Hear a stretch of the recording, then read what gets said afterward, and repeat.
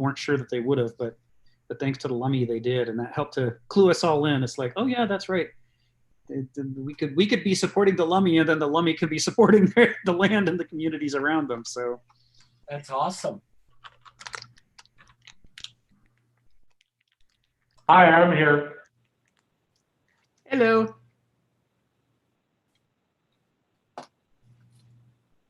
First time. Well, we can get going anytime. I started the stream. I mean, people still keep trickling in as we keep. Can't help that.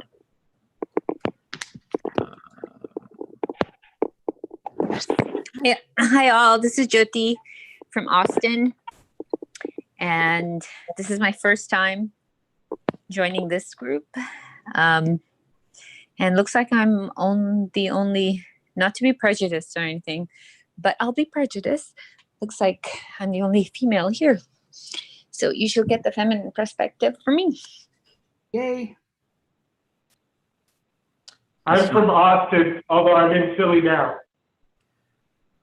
That's not prejudice. That's just making an observation. Because you didn't say anything one way or the other about males or females. It's just an observation.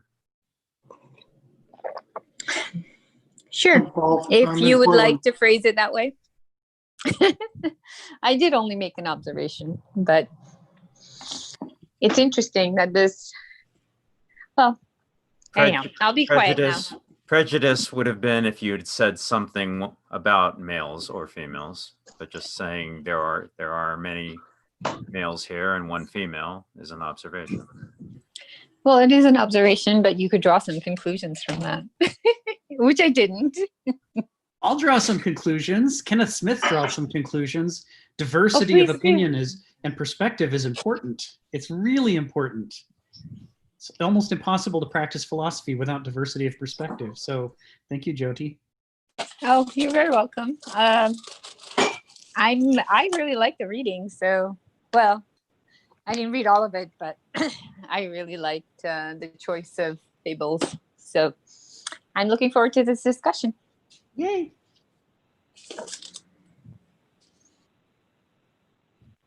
Yeah, everybody, all the regulars requested that we do the paradigms and parables and aphorisms that Smith has done. Those are a little bit more light than the hard philosophy articles and essays.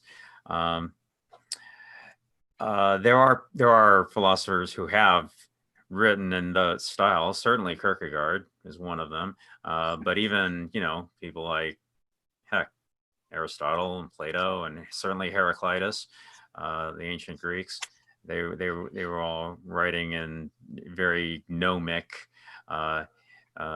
playful, whimsical parables.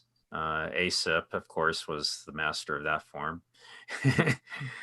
But people like Franz Kafka, people like I love Kafka. So I'm on that side of philosophy. Friedrich Nietzsche wrote an entire book, Human All Too Human, which is a lot of that kind of parables. Getting some feedback from you, Jyoti. So what Smith did was sometime around mid-90s, he started writing some of these interesting little logic bombs, little thought pieces, and to challenge your preconceptions of reality and just sort of tweak your understanding of phenomena and how you perceive the world. And some of them are clever and interesting and fun. So I think the main reason we're doing this, I guess, is Rick. Rick's the guy who mainly wanted to do at least one meeting day on this, covering these issues. There were two books. One was called Otherwise. Interesting title, Otherwise. You can think about that a number of different ways. If you want to break that down, otherwise, other than wise, or wise in an other way, or Others are wise. wisdom coming from an other place, or something that is otherwise than what you expect, or something. And you can keep going on like that. It's an interesting title. Otherwise, the other one is webs. What do you think of when you think of webs? Webs. Spiders. What number was that one? Webs as in WEBS. I'm sorry. Can you hear me? Okay, go ahead. Webs as in WEBS. That's that. Yes, webs. So you think, okay, so webs are things to catch things in. Okay, so what's being caught? You know, what has been caught? Is it something that you're catching, or is it something that's caught you? Are you in the web, or as a web of your own, a web of your making? You know, a web for physical objects, or webs for concepts, webs for ideas. Are you caught in a web that you may not be aware of? Webs that you know about, webs you don't know about, webs that are of our own making, webs that we've been born into, webs that our society has made, webs that are created by our culture, webs of our mind, webs of our society, webs of our interactions, webs of our history, webs of our memory, webs of our future. Is it possible to escape them? Is it possible to reconceive them? Is it possible, you know, et cetera, et cetera. You can keep going like that. So those are interesting titles. Another one was But David, may I go add ahead. something? Okay, I'm going to be the interrupter, whatever that means. But there's also the physical aesthetic of a web, as in it's symmetrical and woven. So it just that part, like, you know, what does that mean, or what does that signify in terms of like just being what is that word when you just go from smaller to bigger, bigger? It's the same design. Fractal. Yeah, fractal. Thank you. So there's a fractal aspect to it too. And they're woven from linear stuff, like logic and reasoning. And it traps things. It traps and holds and binds for the consumption of. And also they're woven from and they're woven from the spider's own raw material, you know. It's not like he or she is finding material, like you were talking about the orcas and food. Anyhow, there are lots of, I like that title. It's beautiful. So otherwise has 100 aphorism. Define an aphorism. Say that again. Can you define aphorism? I'm not real familiar with aphorism. I know parable.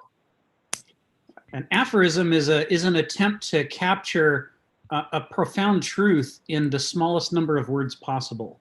So it's about the art of condensation and compression, and it's so sort of like word skit, to put it in a verbal skit. Yeah. Right. A short piece.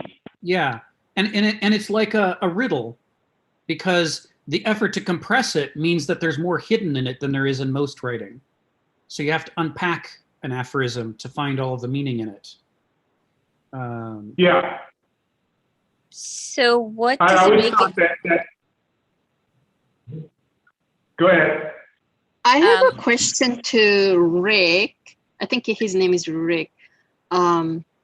Is Buddhist koan kind of aphorism? Would you say that's aphorism also? Yes, koans are almost always they're this similar art, trying to capture a lot of wisdom in a very small number of words, usually through surprise, paradox. How is the condensation different from poetry? In fact, it's an intersection between philosophy and poetry. Yes, Ah, okay. well observed. Yes.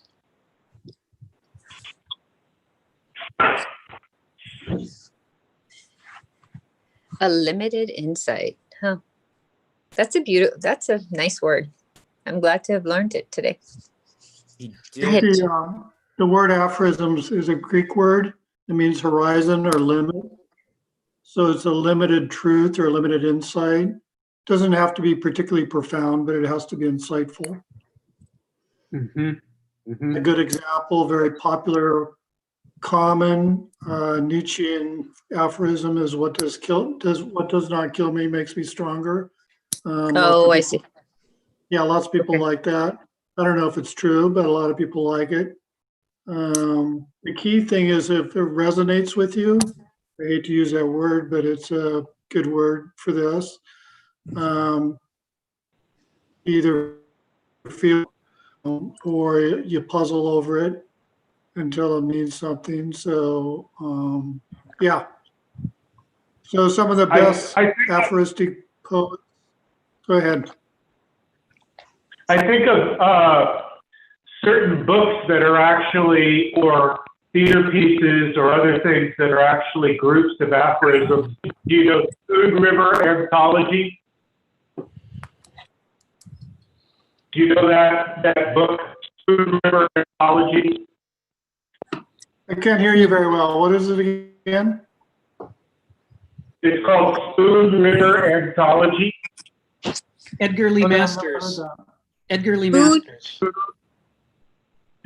Spoon River Anthology. I'll type it into the Oh, chat. yeah, yeah. I'll write it out. There it is. I wrote it Oh, in. there it is. Yeah, and it's as though you're going to a cemetery and looking at the headstones and reading off the headstones, or the Devil's Dictionary. You know that one? Yep. Mm-hmm. And those are sort of groupings of aphorisms, right?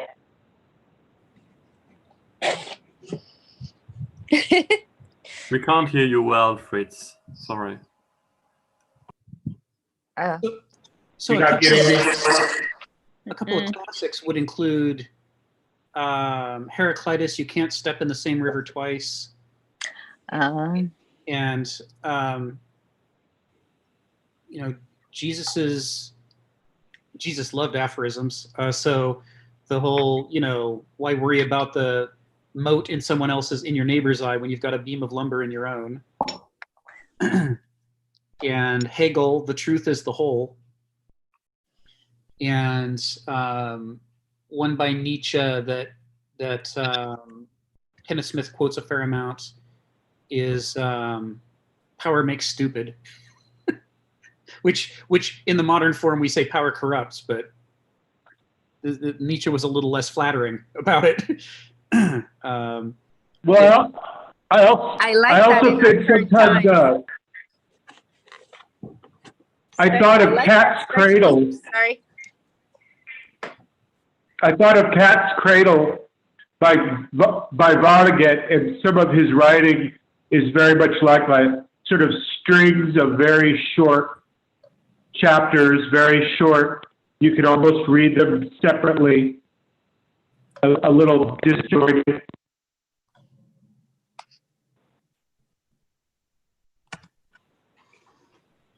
Shall we talk about these?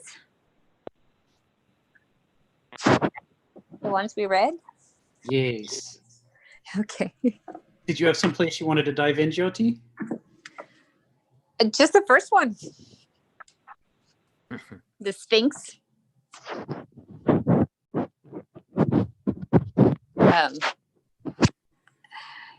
Number one, Yeah, number one. I'm trying to figure out how I can look at it and see you guys at the same time. cataracts. I'm trying to figure out how I can see it and look. Oh, I guess that's a different app. Yeah, drag Sorry. your window around a little. Cataracts is a sequel to 3 aphorisms in the previous collection otherwise.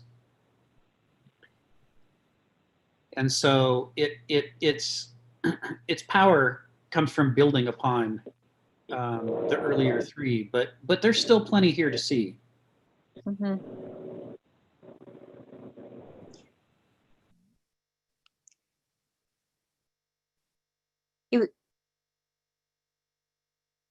It was interesting to me that it was placed in Egypt, and where the Sphinx came from, and it being her face, but it's his, but it's the pharaoh. Yeah, do you know the story about what happened there? I don't. So the original Sphinx had a woman's face, but a pharaoh who thought a great deal of himself had his sculptors damage the statue by carving over her face and replacing it with his own. Oh. So the original intent of the Sphinx was to suggest the mystery of the things that we don't understand and the need for humility as we approach the cosmos, to not be arrogant, to be curious, and to try to understand that there's more going on than is obvious to us. But this pharaoh thought so much of himself that he thought, nah, you should all just look at me. Look how big I am. I'm awesome. and it was an amazing act of hubris for him to do that. To say the least. Likewise, Napoleon's soldiers much later, shot the nose off the Sphinx. Oh my, well, yeah, it doesn't have a nose. And again, it was another act of hubris, sort of literally thumbing their noses at the idea that anything is bigger than people with guns, and that, mystery is stupid, and we're living in a modern age, and that's all that matters, is that we have all these ideas and theories and power. So we win, haha. Right? But it could also be a religious and the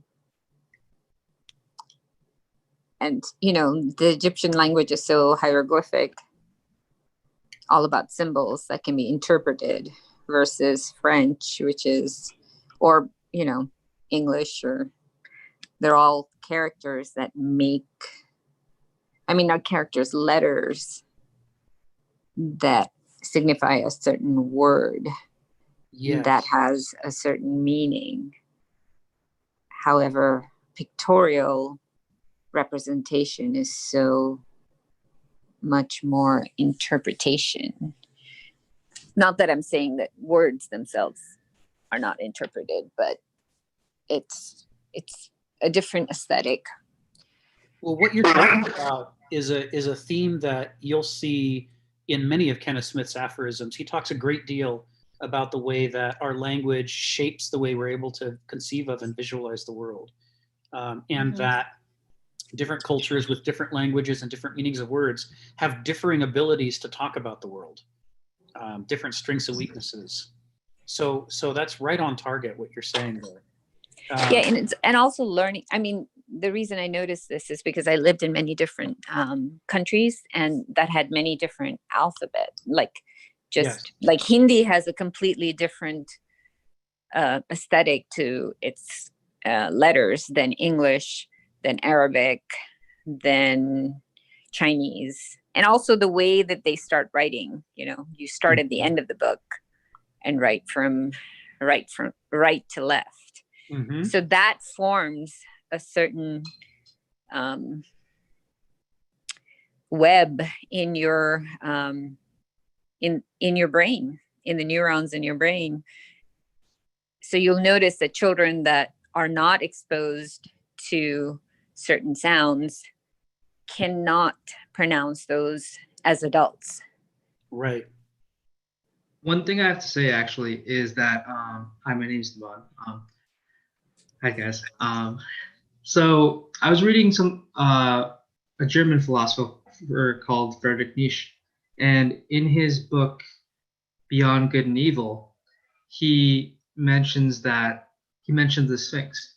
In I think his first paragraph or his first blurb, he mentioned the Sphinx, and I think at least my interpretation of it was that it was some form of religion, some sort of mystery. And as like a modern philosopher, he tries to debunk mystery, or because he believes that that's not a logical way of seeing things. But yeah. So it's just interesting that Kenneth Smith also says the Great Sphinx, and he also mentions it. It seems like a very common thing between philosophers to mention it. I'm not sure. Well, what you're picking up on is pretty important. Kenneth Smith got his start in philosophy by looking around at what are all the philosophers that other people find too hard, that they don't like to read or talk about much, or if they do, that they get it wrong a lot. And he said, well, then, as an adolescent, he said, well, then those are the people I want to read. I want people who will challenge me and be hard. So he's read all of Nietzsche many times, and his approach to aphorism was certainly strongly influenced by Nietzsche, as well as Kierkegaard and Hegel and Heraclitus and others. So the connection that you're drawing, that he starts with the Sphinx here, just like Nietzsche did. That's why Kenneth Smith starts with the Sphinx here. He's definitely quoting Nietzsche here, and he's trying to take the conversation forward. JB in the chat points out that this reminds one of the famous poem Ozymandias by Shelley. You all know Ozymandias? So not really. it's worth looking up. It's Canada, we pronounce this Ozymandias. Nice. That may not be American English. Well, given how Americans do things, you might have it the right way and we might have it the wrong way. That one Ozymandias, may his tribe increase, awoke one night from a deep dream of peace. Nice. That's as much as I remember. Yes, thank you, JB. That's the poem. It's worth looking at because it's definitely being referenced here. There's no question. And I think it's my favorite piece of Shelley's.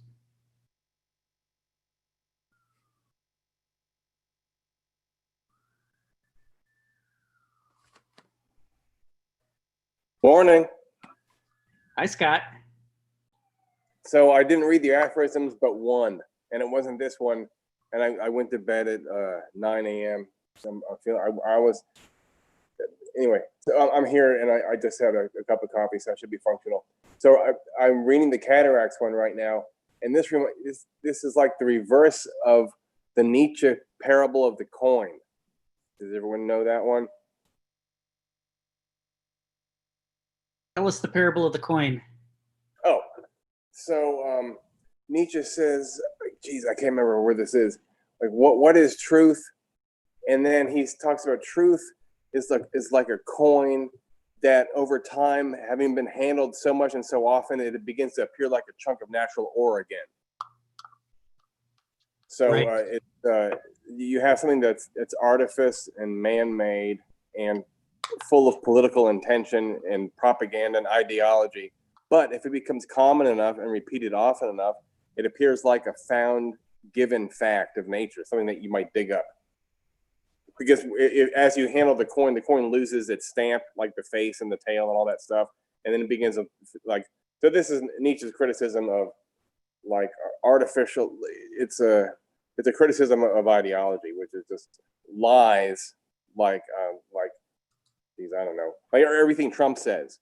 You can imagine that if people repeated it often enough and over and long enough, that it might begin to look true just by the fact of its repetition. Anyway. Well, that's a very Greek idea that, you know, we're making these shallow political things out of nature, and nature's profound, even when we're being shallow.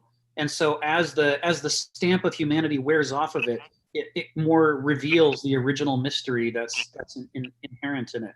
And that's where JB's point about Ozymandias, is the poem by Shelley, which we've got in our chat there, is really right on the money, because Ozymandias, the statue that's being admired in that poem, or, you know, reflected upon, shall we say, was always intended to be a political statement, whereas the Sphinx was originally intended to be a representation of mystery and to warn us to think about our limitations as human beings and the profoundness of the cosmos. But somebody went in and stamped their face on it to try to create artifice and make it into a political statement. But over time, as it erodes, it's going back to just assuming the great bulky, mysterious shape, and it's regaining its mystery. You know, it's losing the falseness that was imprinted upon it. So there's all kinds of layers here of this as a symbol for pretty much everything we're doing in the world, you know, the works of man and all that. I love the line, I mean, the little phrase, lids and orbs reduced to caverns, Yes. To the infinite aperture of vacant sockets. So you're going into the cavern, but it's also vacant, so you can make whatever you want. You know, like it has no form, so you can make form. But the way that it has been done is so inhumane. Right. Right. And the fact that it's called cataracts, it's telling us that we're blinding ourselves. We blind ourselves. It's all about seeing. Yeah. Yeah. It's a good first choice. It really captures some of the intent of the entire book, Webs. It's sort of implying that, you know, if we could just peel away the layers of misinterpretation that we've all learned growing up, then we might be able to see the world more accurately and more clearly than we do. You know, elsewhere he's gonna get into the Procrustean bed and talk about the way that we warp everything that we see to make it fit our preconceptions, and that's an activity that we're always engaging in, even when we're not aware of it. And so he's implying here that, you know, the face having been put on top of it humanized it and therefore gave it the inability to see clearly. But as it falls, as that falls away, it returns to being able to see the world as it actually is, which is something human beings can't do, which is one of the things that makes the Sphinx mysterious and important to us as a symbol of what would it be like to be able to see reality as it is instead of the way we see it in our limited kind of polemical ways. I'm not as well grounded. Go ahead. I'm not as well grounded in all of the background material. Can somebody talk about Xerxes and Canute? It's very hard to understand whoever was speaking. Yeah, Fritz, unfortunately, I'm sorry, but your audio is not working very well at all. It's very difficult to understand you, Fritz. Do you have a headset? Yeah, no, I don't. But I was asking about Xerxes or Canute. Xerxes, yes. Oh yeah, okay. Having Can someone tell me who those guys are? So King Canute was a Scandinavian king of Anglo-Saxon England, just a generation or two before William the Conqueror took England. And he was sort of a reprieve from a couple of generations of sort of internecine fighting and backstabbing that had been going on among the Anglo-Saxon kingdoms. But nevertheless, they couldn't appreciate that. They were angry at him for being an outsider. Despite they didn't want the peace, they wanted to hurt each other, and he was getting in their way. So they complained about him all the time. And finally, in order to demonstrate the ridiculousness of their complaints, he went out to the ocean and ordered his soldiers to flog the waves to prevent the waves from coming back in. And they came back in anyway, of course. And he said, this is how nature is. There are limits to what a human being can do. And, you know, I'm not going to be able to single-handedly turn this country around and make it do things unless all of you do things. It's got to be all of us together, or else it's just me fighting nature, and that's never going to work. So in later years, that story got turned around, and people explained it as though Canute really thought he could stop the waves. And so when he's talking about the absurdity of Canute having the waves lashed, you know, it's meant both ways. You know, people frequently think that they can stop nature in its tracks and make it obey them. They think that they can tame the cosmic and the mysterious and make it serve them, like Xerxes getting his face on there. It's interesting to me how, because I've done a lot of somatic work, and the details that he goes into, facial, especially the eye, you know, he just uses that one sense and is able to incorporate all these layers within it. Yes. From, you know, the language, and, you know, cataracts, not being able to see, lids, orbs, sockets. It's and then where does language come from? He is now a name only in an alien language. Yes. The replica of his visage effaced. So again, you're going, everything is within the eye, and a little bit into the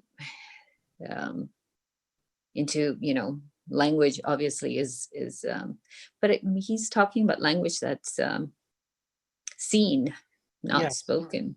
Yes. He's using the eye as a metaphor for language and thinking. And you all know the Tiresias reference there. Blind Tiresias could have told her it would be thus, for human seeing and divine seeing are at war. Do you know who Tiresias is? No, I don't. So he's a figure from Greek mythology. He was not like a biblical prophet. He was more like a Greek seer who could see, he could see the way that the gods see. He could see truths that other people couldn't see. And the gods knew that that was too much power for a human being to have. And so in return for his ability of prophecy and to accurately foresee the future, the gods took away his ability to see the present by blinding him. So he became a blind seer. He could only see the future and the greater significance of things. He couldn't see what was going on right around him. And he needed people to help him do everyday things like eat and, you know, dress himself. So he figures strongly in the play Oedipus. In fact, the trilogy. And Oedipus the Tyrant is the one we know the best. But he's in the sequels as well. And he tries repeatedly to warn Oedipus that things are awry, and that all the things that Oedipus does as an intelligent person, really gifted with intelligence, really clever, really trying to be a good ruler, Tiresias tries to warn him over and over that all those things are going to backfire on him, that everything that he does to try to make things better are instead going to make things worse. But nobody believes him because it so obviously couldn't be true. How can it be true that doing the right thing leads to the wrong results? How could it be that being smart leads you to do stupid things? The story of Oedipus, that everything has been inverted beforehand, before the play ever started, and he's already trapped in a labyrinth and nothing he does in there is going to actually work to his advantage, is inconceivable to him. So they all disregard Tiresias. And so the whole play is about this contrast between understanding from a divine perspective what's actually happening, and then from a human perspective, what the protagonist thinks is happening, convinces everybody around him is happening, and yet that's still not what's happening. He's still wrong despite all of his gifts. So this thing of this struggle with human understanding versus what's actually going on in the world is captured even in just that one sentence, which he then uses to bring all of Sophocles's, the trilogy of plays into this one aphorism. This is what we mean about compression. He's like captured all of those plays. He's captured the story of Canute. He's captured the history of Xerxes and his attempt to override mystery with his own political ambitions. He's captured, he doesn't say it outright, but JB's absolutely right. He's captured by parallelism, Shelley's poem Ozymandias. It's all here, and it's all meant. Oh yeah, there's no word here that's superfluous. Yeah. Having difficulty pronouncing my words today. He was fated to do it. Did anyone feel like there was a difference between like fate and like seeing present versus seeing future? So fate is, where you're going to, intended, it's already been set for you, versus nature. I mean, the otherness in nature. Yes. I felt like there were pieces there that I didn't quite get. You're doing such a good job of unpacking this. I mean, you're putting your finger on all of the key points. It's a really important one. Just for a second, I want to take us aside to the little parable of the genie and the lamp. So everybody knows the story of the genie and the lamp. You rub the lamp, the genie comes out and grants your wishes. But we also know the story that goes with it, which is that you have to be careful how you say your wishes, because the genie will try to cheat you by giving you what's literally true, but not what you actually wanted. And according to the Greeks, even though moderns always read it that way, that's a profound misreading of the story of the genie and the lamp. The story of the genie of the lamp isn't that the genie cheats you. The genie doesn't cheat you at all. And it's not that some tricky part of your wording accidentally screws things up. That's a very modernist interpretation, because we can't imagine that the things we want might be bad for us. We think we have enlightened self-interest, and that we wisely choose, and rationally choose what we want. And the Greeks knew that that wasn't true. Heraclitus famously said it would not be better for people if they got exactly what they want. And so the Greek version of the genie of the lamp is that the problem is not that they're tripping you up on language, it's that you want the wrong things and you don't know it. You want things from a mortal perspective that would please you as a mortal, and those aren't really the best things for you. So with that in mind, the Greeks had a different idea of fate than we do. We have this idea of fate that the gods somewhere wrote in a book that this is how the story ends and there's nothing you can do about it. In other words, it's a bad story, right?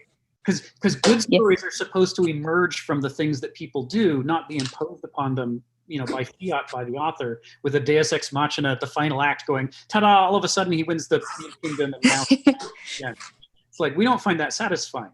We want a story in which the story arises from the person themselves and they wrestle within themselves and in the world. And that's how the Greeks saw it. So for the Greeks, fate meant something very different than it means to us. Fate wasn't something that was imposed by the gods or the cosmos. Fate arose from your character. Your character sketched out in front of you, invisibly to yourself, but visible to the gods. It sketched out the possible paths you could take with a character like that. And if you're dishonest, or if you're self-serving, or if you're very, very smart but you're not wise, like Oedipus, then there's certain calamities that have already been written, not by some external author, but by yourself. And you're going to walk right into the whole time thinking you're a free agent and that you could do anything you want. Whereas everybody who's reading the story can see that based on who you are, you're going to make these wrong choices and this outcome is going to be terrible. It reminds me of I don't know if you all know about the one Chinese proverb where there's a farmer and his son, and the son falls from the horse and breaks his leg. So the farmer's distraught. However, then a war starts, and everyone that is the farmer's son's age is recruited into the army. So at the time, what the farmer thought was, horrible, actually turns out to be a gift to him. So it's very hard for us, like there is no fate written that we are already aware of. Is this a parable about the revenge of nature? Like, so humans have this kind of thin, artificial, anthropocentric mapping of things, and then over time, nature has its revenge and pops through. Or is it about, because it uses the eyes, and I'm wondering, is this something like, where if only the human could get around his hubristic self-reference and self-centeredness, he could directly access the real reality, and he wouldn't mistake his maps for the real thing. Yes. It's the intersection of those things. It's the intersection. Because this is the naive view of like Timothy Leary and the psychedelics people, is that poor humans are raised in a culture and they inherit a language which disguises the real. They inherit a culture which disguises the real. If only they could peel away their child rearing and socialization, they'd be able to have direct access. The Chan Buddhism and Zen Buddhism talks this way also. If only we didn't live the second life and suck in reality through language. If only we can get language out of the way and just kind of go around language, and then our consciousness could directly access nature immediately without the falsifying mediation. I see what you're saying. So the Kenneth Smith's perspective on this would be that certainly the language gets in the way, and so does the acculturation of the thinking. But the reason that they get in the way is that we are biologically oriented to seize upon patterns that please us, whether or not they're the truth. And once we've seized upon them, we now have a perverse incentive to try to prove the thing that we've invested in to be true. And so we begin editing reality to hide the things that disprove our belief, and to overemphasize the things that seem to prove our belief. So, okay, so every particular lens brings confirmation bias. We're kind of screwed like that. Yes, and that there's a way to deal with it, but that the way to deal with it is hard, and so people don't naturally do it, even though it's a capacity in them. He talks about it like there's a joint in your mind there's a socket that's oriented a certain way to encourage you to use your creativity and skepticism about other people in the world and not about yourself. And that custom and habit reinforces that. But if you can dislocate the socket of your mind, suddenly you can swing it back around to look back at yourself and go, oh, what am I doing? And start to create some freedom that you didn't have before. So it's not fatalistic. It's not nihilistic by any means. But it's saying that if you don't cultivate that capacity of your character, then you are just a creature of your character and you're fated. Can I say something? Right. I was just, the reason I mentioned it is because for some reason I thought that Smith was like a Hegelian. And Hegel criticizes this view that our short-sighted, limited editing language powers are the problem. And this fantasy that if we could just stop projecting, we could, like a mystic, paste things directly. Hegel says no, it's the other way. If you take away all of these editing, coloring, and falsifying conditions of language, there'd be nothing at all. So the artifice and the lying of language are in fact like the friction of the tongs that allow you to grab the thing in the first place. And the language-free, mystical direct access is not realizable. Yeah, you're right. I mean, Kenneth Smith has definitely processed Hegel, and he would agree that what Hegel's criticizing, Kenneth would criticize too, by saying it's a oversimplified wishful thinking. If only we could just do this one thing and everything would be better. You know, if we could just get rid of language, if whatever it is.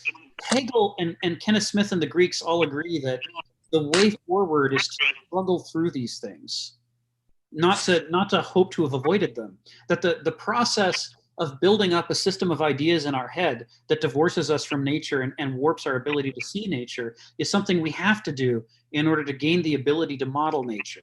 Even though our models start out really bad and we have a lot of confirmation bias that makes us not want to correct them, we have to learn how to do that modeling before we can then turn the criticism back around on the models themselves and move on beyond them. So there's this process of struggle and transcendence that Hegel describes, that Kenneth Smith would describe as well. And it doesn't lead to utopia or nirvana or instant realization, or there's no quick, easy answer. It's just a journey you have to go on through your life to get as far as you can out of the morass that we're born into and that we make of ourselves. Okay. Almost remind me of this metaphor for sometimes I think of onion. It's like if you peel all that layers, then you will get to the core. Except for peeling is the core. Peeling is just a way of life. You just have to somehow ride the process of peeling instead of peeling it, and then you will get to the real thing that you can start living already. Yes. I love the fact that you say onions because, you know, when you cut onions, your eyes cry. And it's all about eyes and seeing. I just want to point out that this is a philosophy that I heard from Shrek, the movie Shrek. Mm-hmm. It's just like Donkey says to Shrek, you don't have layers like a cake, you have layers like an onion. It's just like, it's like, are the layers of the onion a part of you? I don't know. But just an interesting way. Yeah. Did the Jerome drop off? I think he was going to say something. I think he dropped off. Okay. Also, I think I cut off Scott was going to say something. Okay. Perhaps we move on to another. What I was going to say is this. So therefore, Rick, this isn't really a model of human epistemic progress, because it sounded like it was saying hubristic man paints himself over nature, but in the end, nature erodes man's superficial spinning of things, and its guts resurface, and then the natural scene. Because what we were talking about was something more like a mapping, and then trashing the map and revising it, and then trashing that and revising it. So if this would be a model of knowing for Smith, it would be like the cataracts are dissolved away, but then a new lens reforms on the Sphinx. That thing falls away, and then the new lens is reformed, and so on.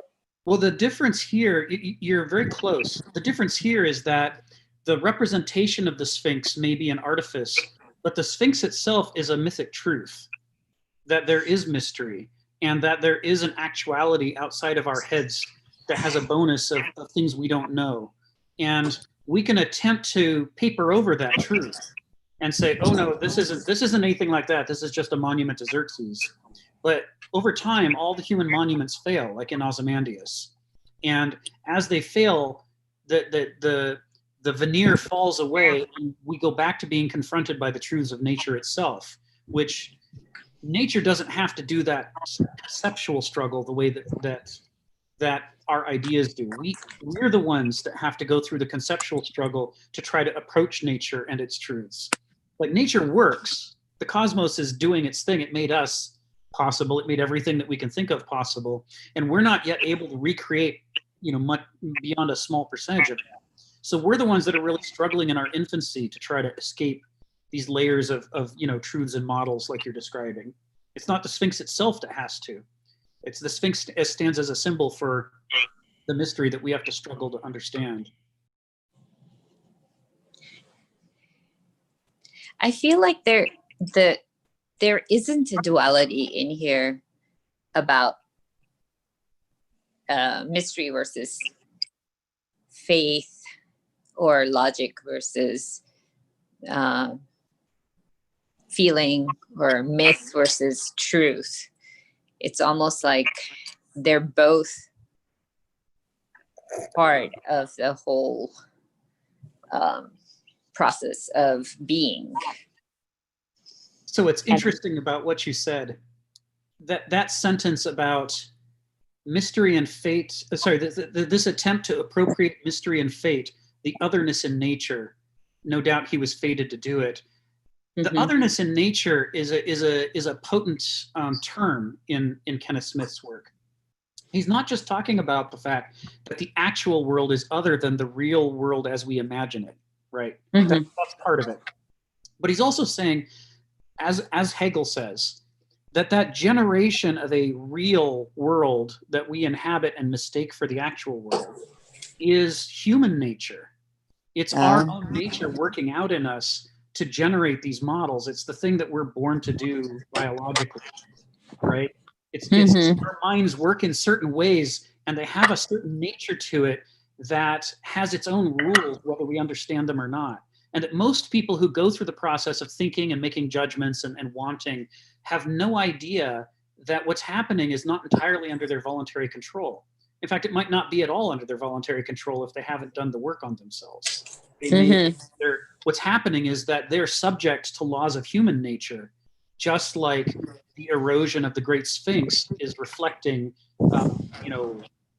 physical nature acting upon this sculpture, and just like the Sphinx itself stands for all of the mysteries of nature as a symbol. So that is the core of Schopenhauer, the will to life, isn't it? So that's buried there, and it's totally meant. In many of the other aphorisms, he's going to talk about human nature at great length, and the extent to which people can be completely trapped mentally in their mental human nature, in the same way that our bodies might be trapped physically in a prison. And we might never recognize it because as moderns, we're raised to imagine that we're free and that we can do whatever we want. Like Xerxes thought he could do whatever he want because he was powerful, and he put his face on the Sphinx. But the truth is that mentally we are just as subject to nature as we are physically. We're not, in fact, free at all unless we work for that freedom. And so anybody who doesn't work for that freedom, like Xerxes didn't, his behavior is all fated according to his human nature, his character. So this is the weaving right through what you pointed out. This is the weaving that's going on in this parable to kind of show the problem of the human condition. It's very I don't know if anybody here is close to psychology or psychiatry. It's very much what current psychiatric treatment does. Is like, okay, let's go back to the first 6 years and see in your human nature what were the things that helped you survive. And those are the buttons that are already instilled. So now that you're, 40, when those buttons get pressed, unless you have done the work, those buttons are going to lead your reaction rather than your 40-year-old self. It's your 6-year-old self that's going to lead the reaction unless you have done the work. So you've created a new fate for yourself. I mean, fate is not a new reality. That's a 40-year-old reality and reaction than a 6-year-old one. But you have to do the work. Yeah, I mean, if we look at that reference to Oedipus through Tiresias that's in here, Aristotle wrote specifically about this play when he was talking about the structure of Greek tragedy and storytelling. And one of the things that he said was essential to describing a tragedy is that the play begins in the middle of the action, in media res. And all kinds of things have already been set in motion. and are affecting the current events. When we first see events occur in the play, that's not where they first appear. They first appear before the play ever began. And part of what the character and we have to figure out is what happened that led to. And until we're able to do that, neither us nor the protagonist stands any choice of getting out of their predicaments. Yeah, choice is a very important word. Like to gain choice from fate. That we begin fated. You have to find, struggle to create some choice. Exactly. Choice. Go ahead. Okay, thanks. Choice, as much as culture and social dynamics, are also part of nature. We have a choice within the parameters of our human nature, which is nature of the mammal called human. We call ourselves human sapiens, not always sapiens, but still nature. And so when we talk about the Sphinx as the symbol, it's a cultural meme that is replicated more successfully than maybe other symbols that existed before. His symbol, I mean, meaning. So the cultural meaning is also part of nature. It cannot be separated from it. All our culture, everything that we create within the nature of the human sapiens. It's interesting. There are so many cultures packed in there. It's almost like he's going cross-cultural to like everywhere, even though we have been culturated in a certain way, you can still find the same process, kind of. But he even says alien. Exactly. Yeah, we're all aliens here in the US. Well, that's a projection of our imagination that is also nature. That's what we are endowed, Yeah. Imagination is very seen, it's created by what you see. So it's not created. Not created. You create it. Well, it evolves in our mind most of the time involuntary, but this is a capacity, it's a natural capacity that those mammals called human sapiens are endowed with. But I think it's also very important that he's saying that you cultivate imagination, that it's very easy to just follow logically what's going on. However, imagination is interpreted and mysterious. I'm sorry. Go ahead. It makes me want to skip to 3. I know. I was like, let's move a little bit. You want to look at number 3? Well, because he talks about dogs and language and custom. And and so it's sort of, to me, it's sort of, and that one really got me too, because I have attitudes about dogs. Would someone read it? Just so we can hear it versus reading it with our eyes. Please. All right. Perceptiveness. Dogs howl at unseen forces, are haunted by hungers and fears in their dreams, whimper and whine inconsolably, crave approval and affection, suffer naked angst and the frenzy of fleas. Dogs, it is said, understand the meaning of life better than we, trapped in our weavings of language and custom. Whoa. Thank you for that beautiful reading. Mm-hmm. Thank you for saying that. Oh, it was poetic. Mm-hmm. Yes. This is something Hegel talks about. There's Hegel all over this. I don't know, for those who haven't read the Phenomenology of Geist, it might not jump out at you, but this idea that there is a mode of existence, a Begriff mode, in which you are involved directly with the concrete experience of reality. Your hungers, your fleas, your awareness of the great powerful forces that are moving, everything around you. And when you're in Begriff mode, the kinds of thoughts that you think are very grounded in reality.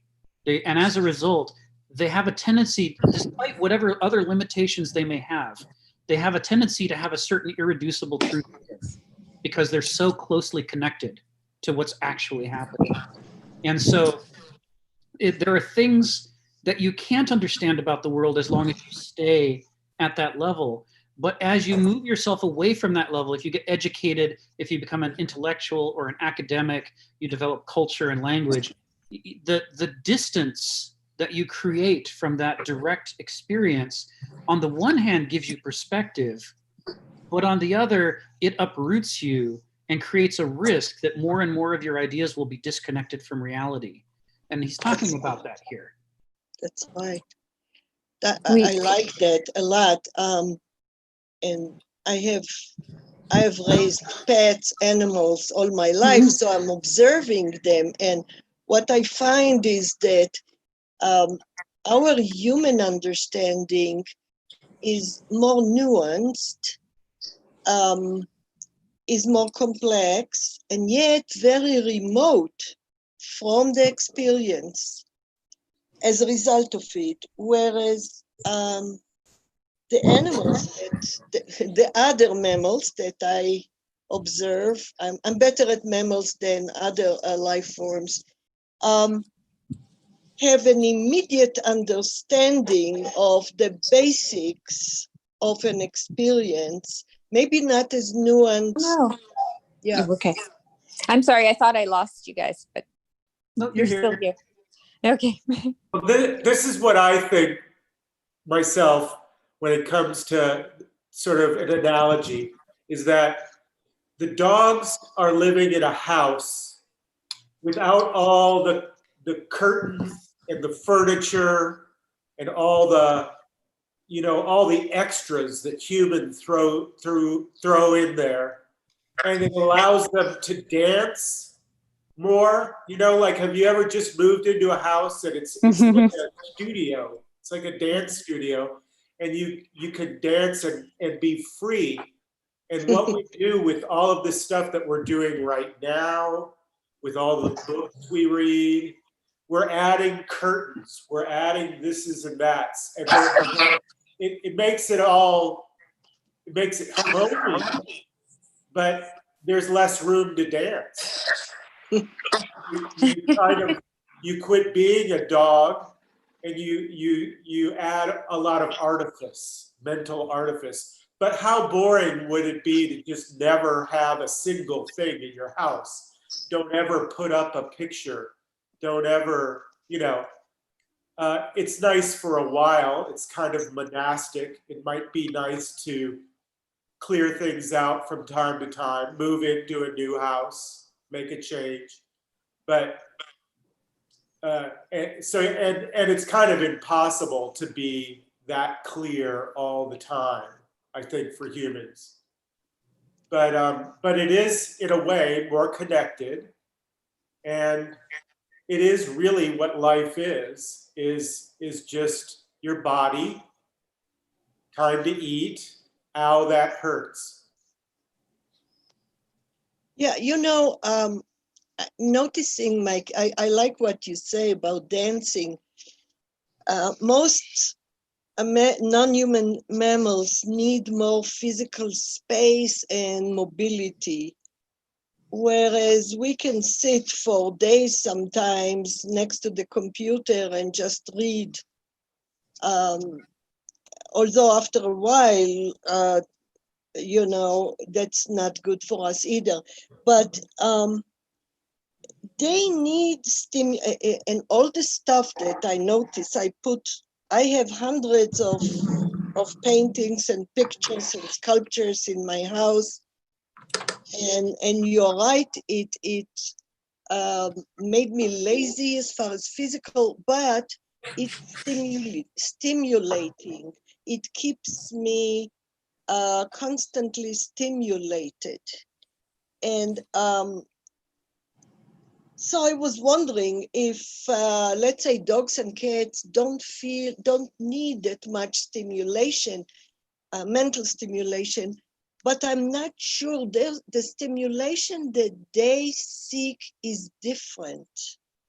My cats love to, they're now outside. I live in New Mexico. I have an open acre, and even at first, they were good at the garden. Then they had to get out to the non-garden, to the cacti, and then more and more. They have this need to find new continents, new stimulation, but it's of a different kind.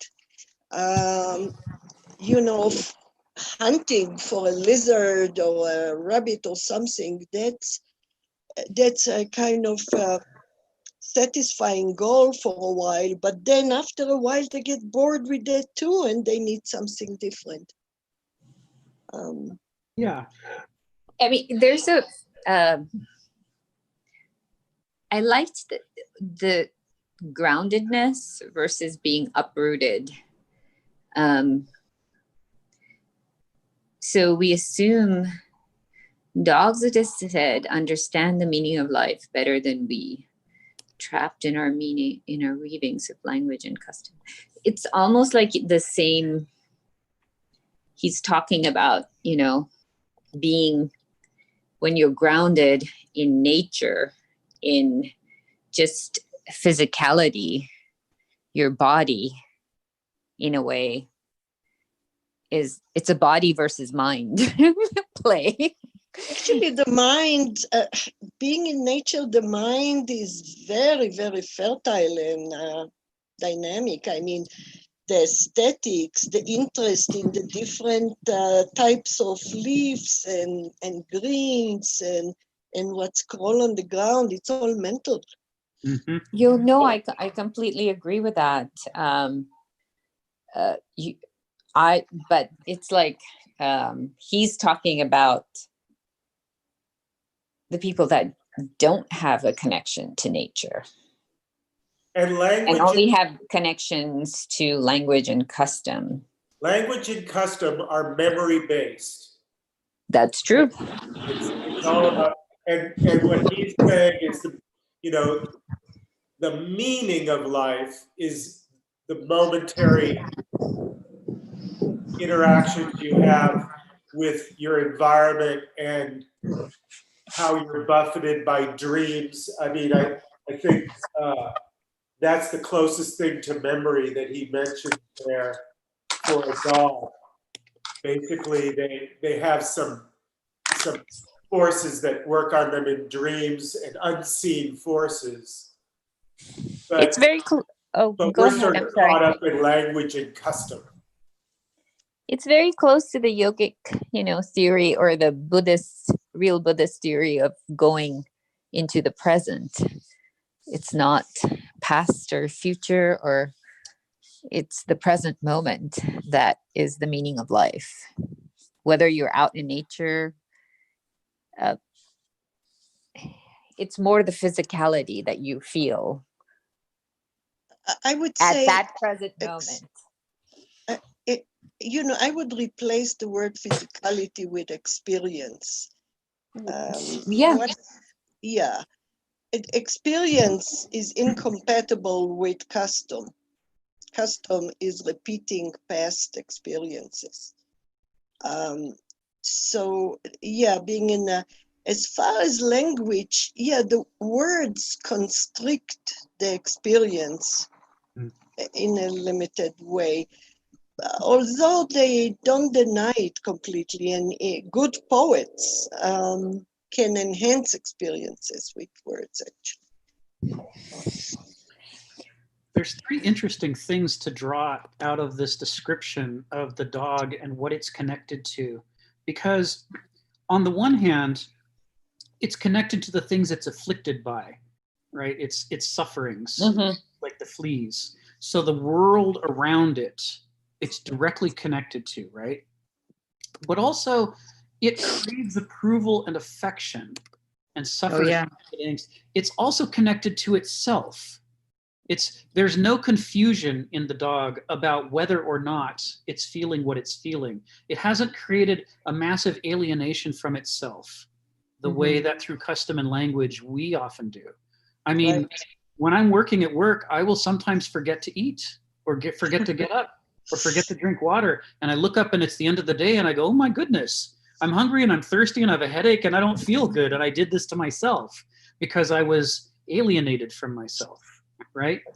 But so there's nature, there's the self, but notice where it begins.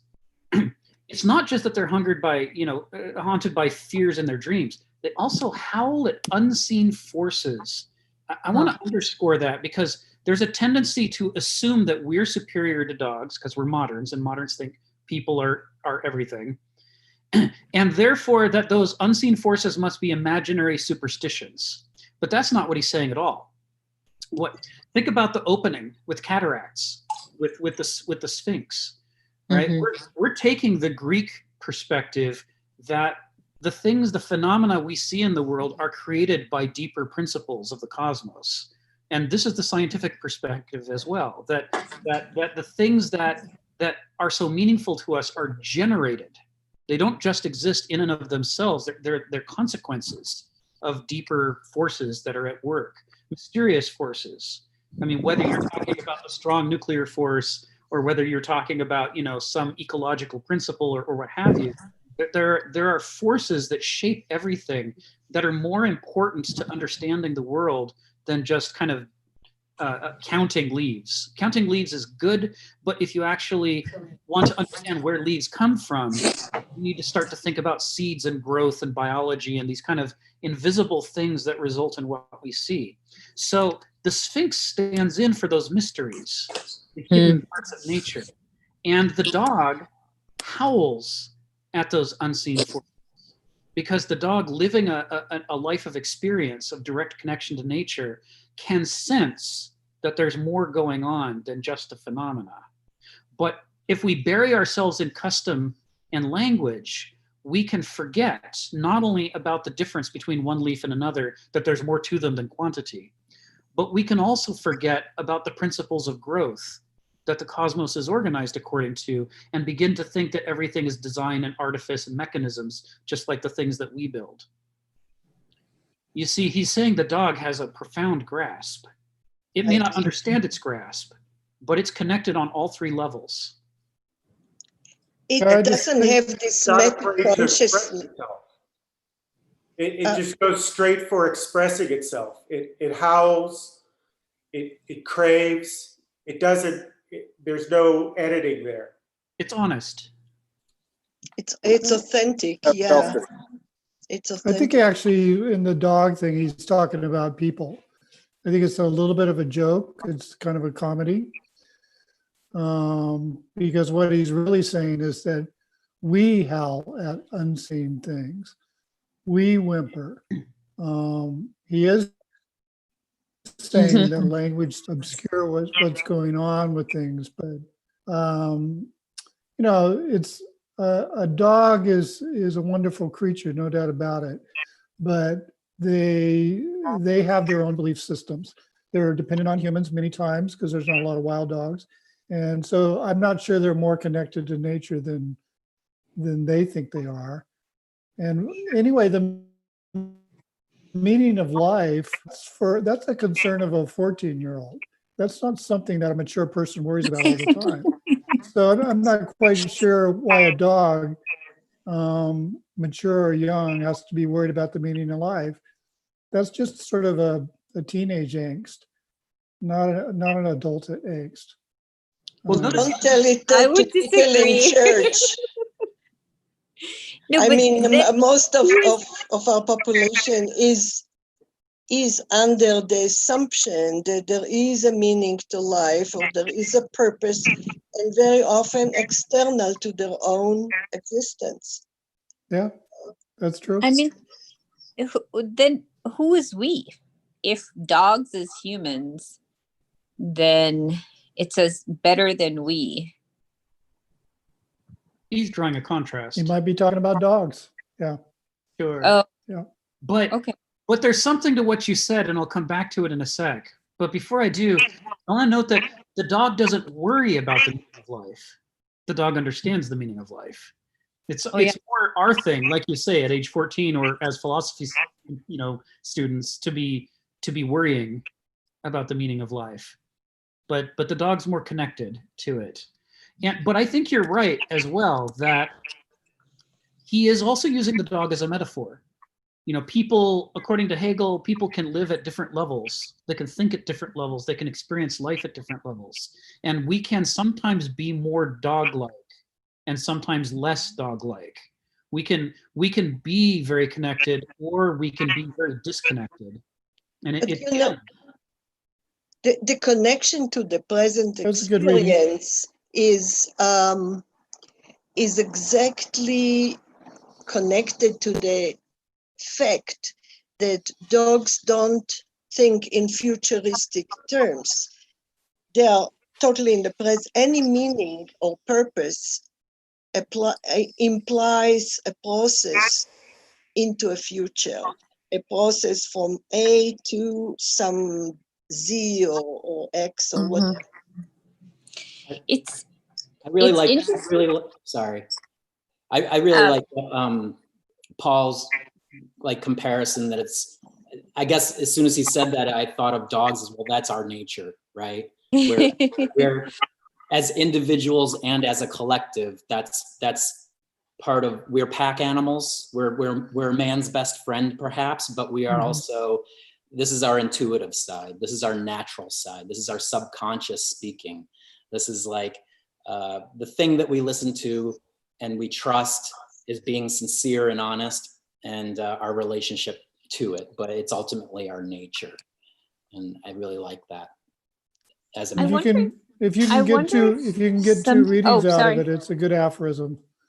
Two different readings, that's a good aphorism. So I think you can go either way. I wonder if somebody would discuss or comment on the italics. Everything seemed good about the dogs until it was suffer naked angst. I'm like, what? That's a very human. And then the meaning of life. So it's angst versus meaning of life. Any ideas on how come those two ideas are? So he uses italics in very unusual ways for a colloquial writer, but for a philosophy writer, he uses it in fairly typical ways. You can see this in Nietzsche and Kierkegaard and elsewhere as well. The use of italics the main purpose of the italics is to say slow down here, the way that he uses them. And so I may not mean here. Yeah, that is a good catch. I may not mean here exactly what you normally would think these words mean. Right? So he's trying to get us to question, on the meaning of life, it's easier to see there because that's a phrase we just rattle off and don't think too much about. And he's trying to say, no, really, you should slow down at this part and think about the meaning of life, because otherwise you won't know what it is I'm saying that dogs understand. And isn't he also saying these are the things that we value as a collective, perhaps, and then maybe the angst is also italicized because reminding us in a sort of Buddhist tradition that it's our suffering, that's binding us, and it's maybe perhaps our relationship to our own suffering and our ability to create a value system, or not create a value system, but to identify our values along that what reduces it or what amplifies suffering, I guess, something like that. So we Kierkegaard create said meaning better to be a dog, from. despair Oh, and please realize go ahead. despair than to not be in despair. Say that again, Scott. Kierkegaard said that it's better to be a dog and realize that you're a dog than to be a dog and think that you're a human. So about that, that's not a stray reference, and that's not a reference that we're imposing on Kenneth Smith. Kenneth Smith's read all of Kierkegaard over and over and over. So Great reference, very good. You can be sure he's quoting Kierkegaard here. I missed that I've never noticed that connection before. And dissimulation is another important concept that Nietzsche uses. Nietzsche thinks that the human ego is entirely an organ of dissimulation. You're trying to look sexy and powerful and alpha to the other primates in order to position yourself for all sorts of biological, actually because of the trauma of meiosis. So it's just like in the same way that the peacock feathers are the whole future possible existence of the peacock, the human ego is like the peacock feather of the human body. And so part of that is self-deception. If you really were that needy, pained, angsty animal, would you get laid? So you have to project this entire thing, and the projection affects not only others, but you use it on yourself. So people, this is Freud's whole theory is how well can we lie to ourselves? Right. Right.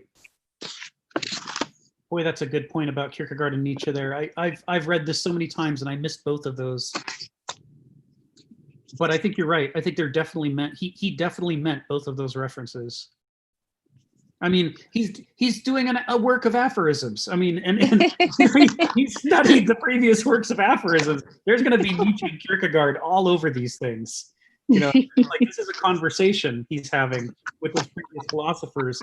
And because I haven't read enough of those philosophers, I'm going to miss some things like that. It's all right. We forgive you.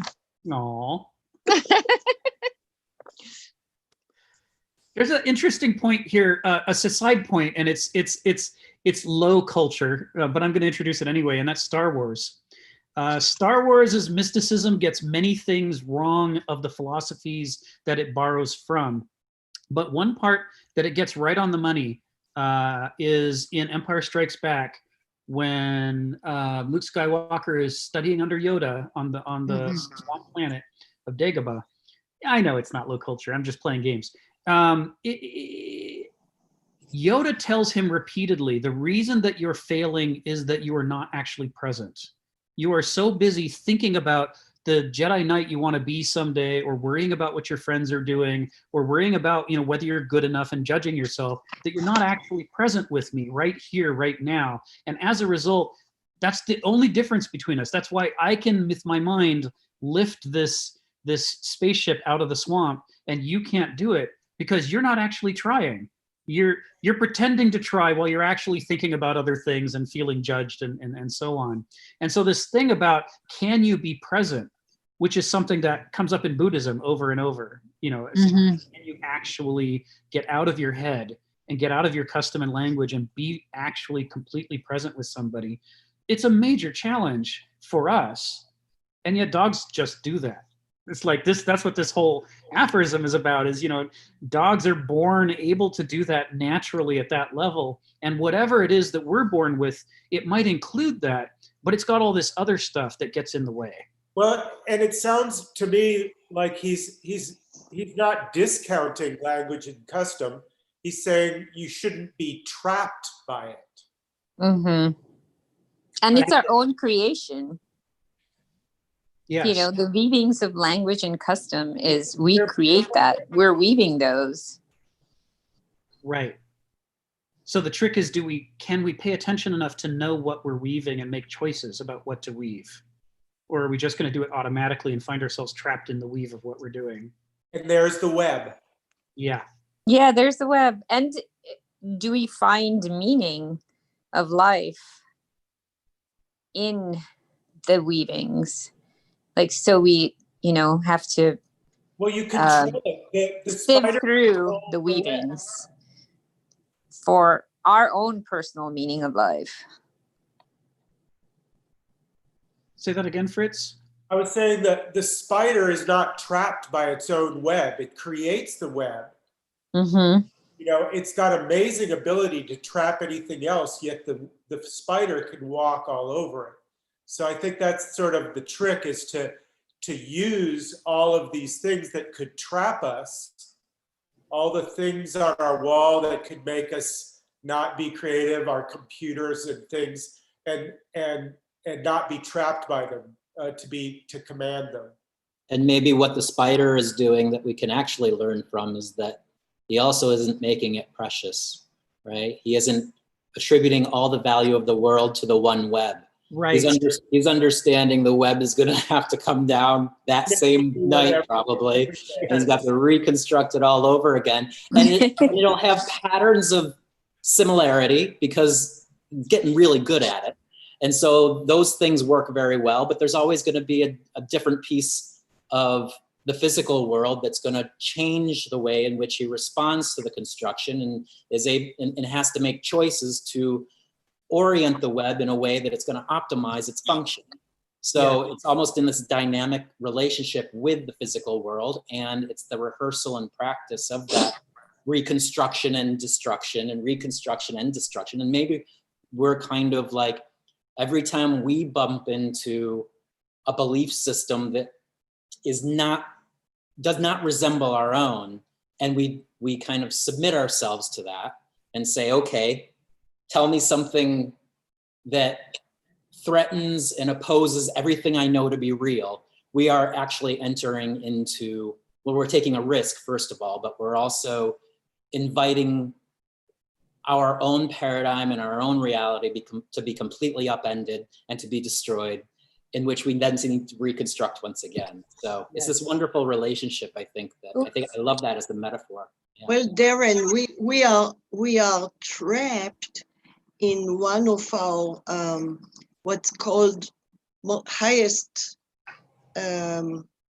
intellectual faculties, which is this memory and ability to create gestalts out of all the stimuli and experience. So we have those drawers in the brain, those paradigms that later on we project to interpret experiences in the here and now, and they are taken from there and then. So it makes life, it makes us more intelligent because it's called experience and wisdom, but at the same time, it really distances us from the moment. And and from authentic kind of relating to people. It's not authentic anymore. We already, when we see somebody, when we just encounter them in some way, there are so many projections already, so many different assumptions that come with it. So it's the two sides, the two ends of the sword, actually. Yeah. Mm-hmm. And he's also saying, I feel like there's the understanding of the meaning of life is something that we all aspire for. Because that's what the dog has and we don't. That was exactly what I wanted to talk about. Wow, you keep anticipating this. I was just about to talk about that. That's fabulous. I can read your mind. Right there, there's this. You see his use of the word haunted by hungers and fears in their dreams, right? And the dreams are where they're outside their body a little bit and looking at a bigger creative picture like we do. So that's what they're haunted by. What are we haunted by? If Paul's right, and the dogs are being used here in a couple of different ways, and one of the ways as a metaphor for some of the modes that a human being could be in, what are we haunted by? And what you'll find is that throughout all of his books of aphorisms, he comes back repeatedly to the difference between Apollonian philosophy and Dionysian philosophy. He gets a bunch of that out of Nietzsche and elsewhere, but part of what he's trying to get at is the idea that an Apollonian philosopher believes that logic is sufficient. You can reason your way to the truth, and that's all you need. Whereas a Dionysian believes that we are trapped in a larger scheme of forces that we don't understand, and that it's not sufficient to reason on the basis of the premises we already have. We have to look outside ourselves to find at the mysteries, the things we don't understand. We have to be really interested in mystery to search for the deeper principles that we don't know about yet, that could change our premises that we reason from. A Dionysian says, as long as you stay trapped within your current set of premises, you're never actually going to get to the truth, only interested in material goods and immediate rewards. But that we are also haunted by the sense of the incompleteness of our understanding. We're haunted by a sense of mystery, that there are bigger things out there and that we don't know what they are and we wish we did. And that the drive for philosophy, it may include a contranatural component. It may have a lot of struggle that we have to go through, but that its ultimate impulse is innate to us. And I think here he's saying, in the same way that the dreams of dogs are innate to them, that they reach outside themselves in their dreams, they're haunted by these other things that they dream about, and so are we. And we're haunted by the desire to find the larger meaning and to know more about the world that we're in and who we are. There was something. It's so interesting. Oh, whoops. May I speak? Go ahead. It's so interesting that when we first started this, we were like, oh, dogs have the life.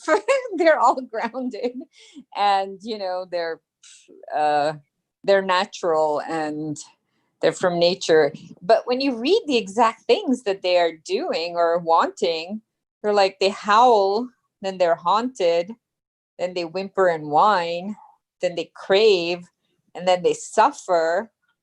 It doesn't seem very appealing to me now. You want to go, Darren? There was something that when you mentioned this incompleteness, Rick, it made me think of I'm reading this Answers to Job Jung text, and he actually gives an archetypal sort of representation to,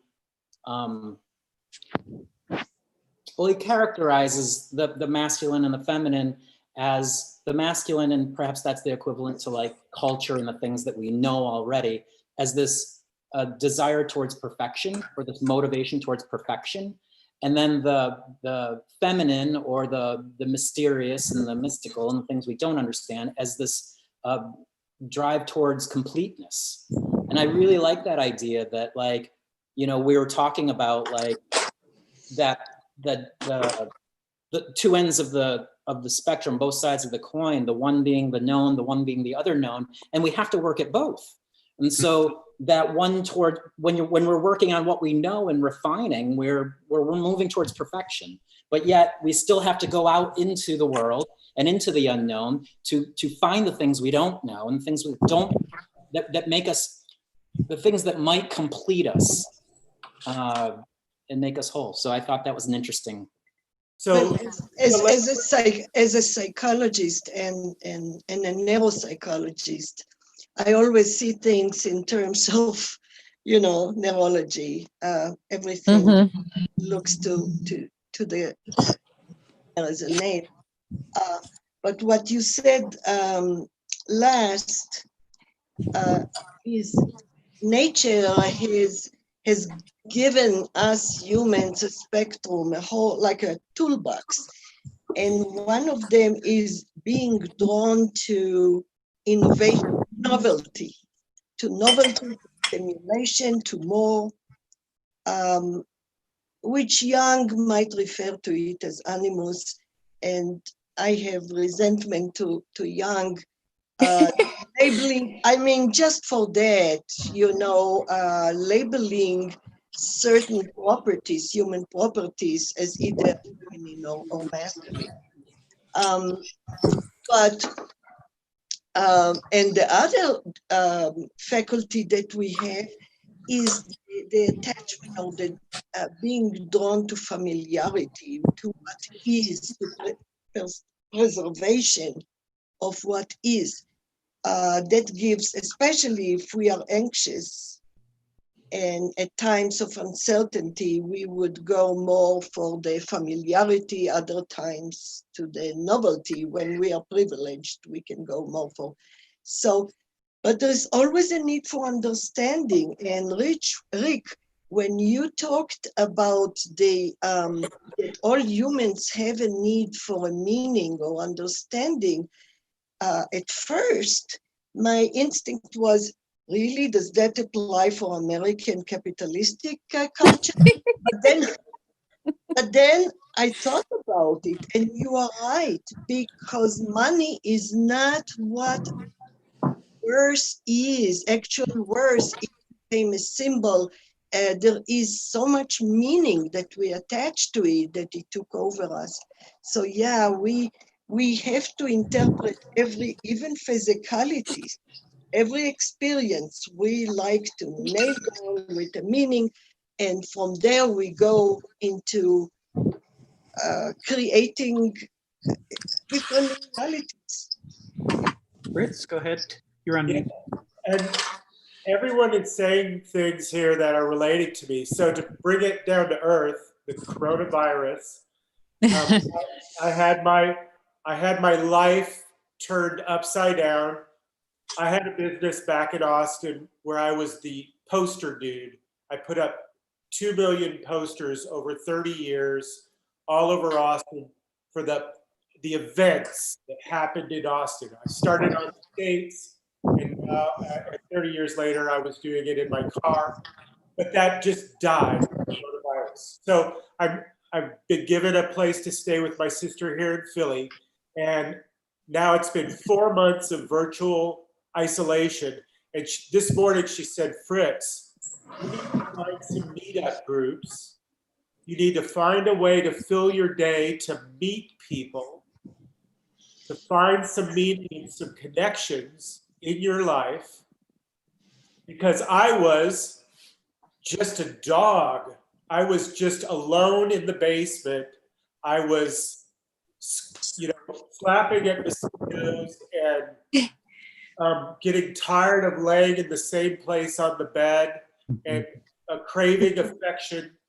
And she said, go out and find, this is what's available during COVID. You have your computer, you have this way to get out without aerosol viral loads hitting you.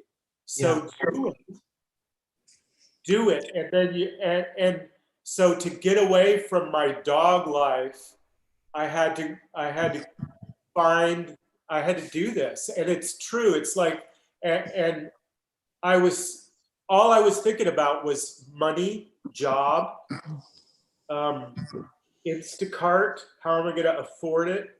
I don't know, just like those things, like feeding myself. And Lauren said, no, you need to find meaning for your hour-to-hour day. And she pointed me more or less to you guys. Aw. So now you are right? When you're in Austin, I would love to meet you because I'm in Austin too. Yeah, I heard you were in Austin. I was also the mascot for the roller derby. So I had this very visceral life. I went around to 200 locations around Austin, knew everybody, and then I would go to these roller derby games in costume and relate to people at the roller derby track. And it's been really hard to just be in a room for 4 months.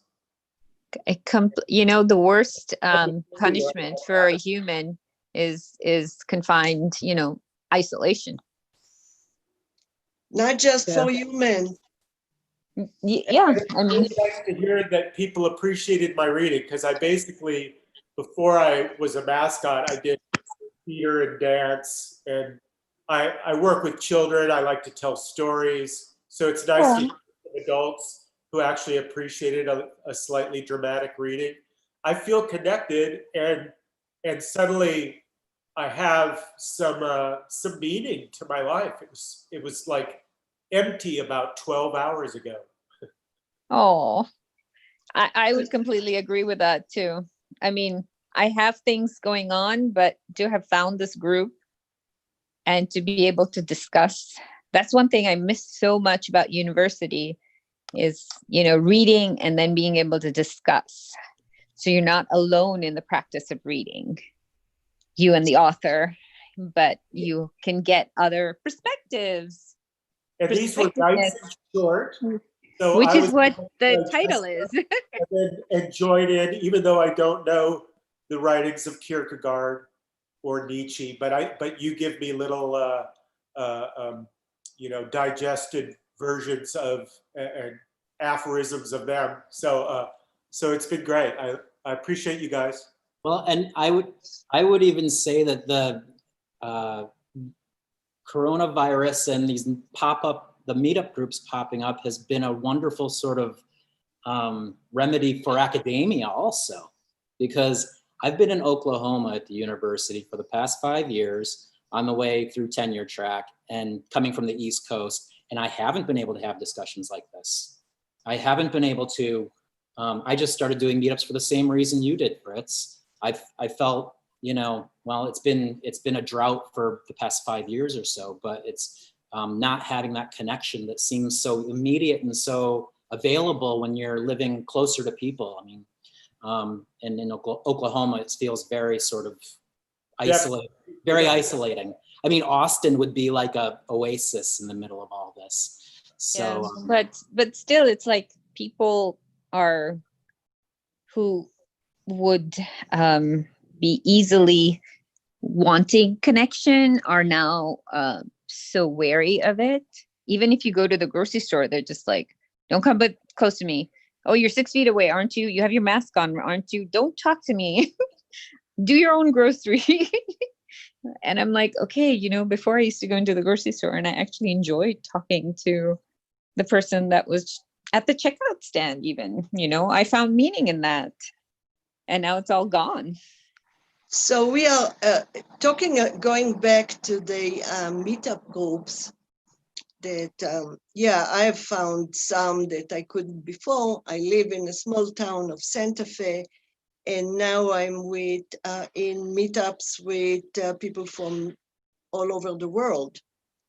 But there's more than one meaning in all of that, Fritz. One of them is the fact that you have a structure, on your calendar on this day at this time, you have something to look forward.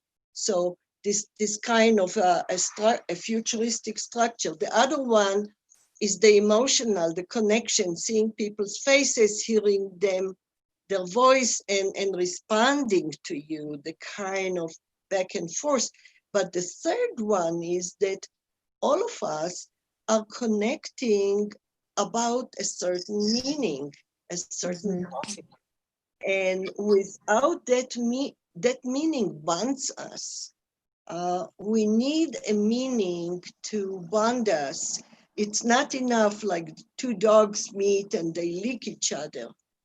But we also, right, we do more than that.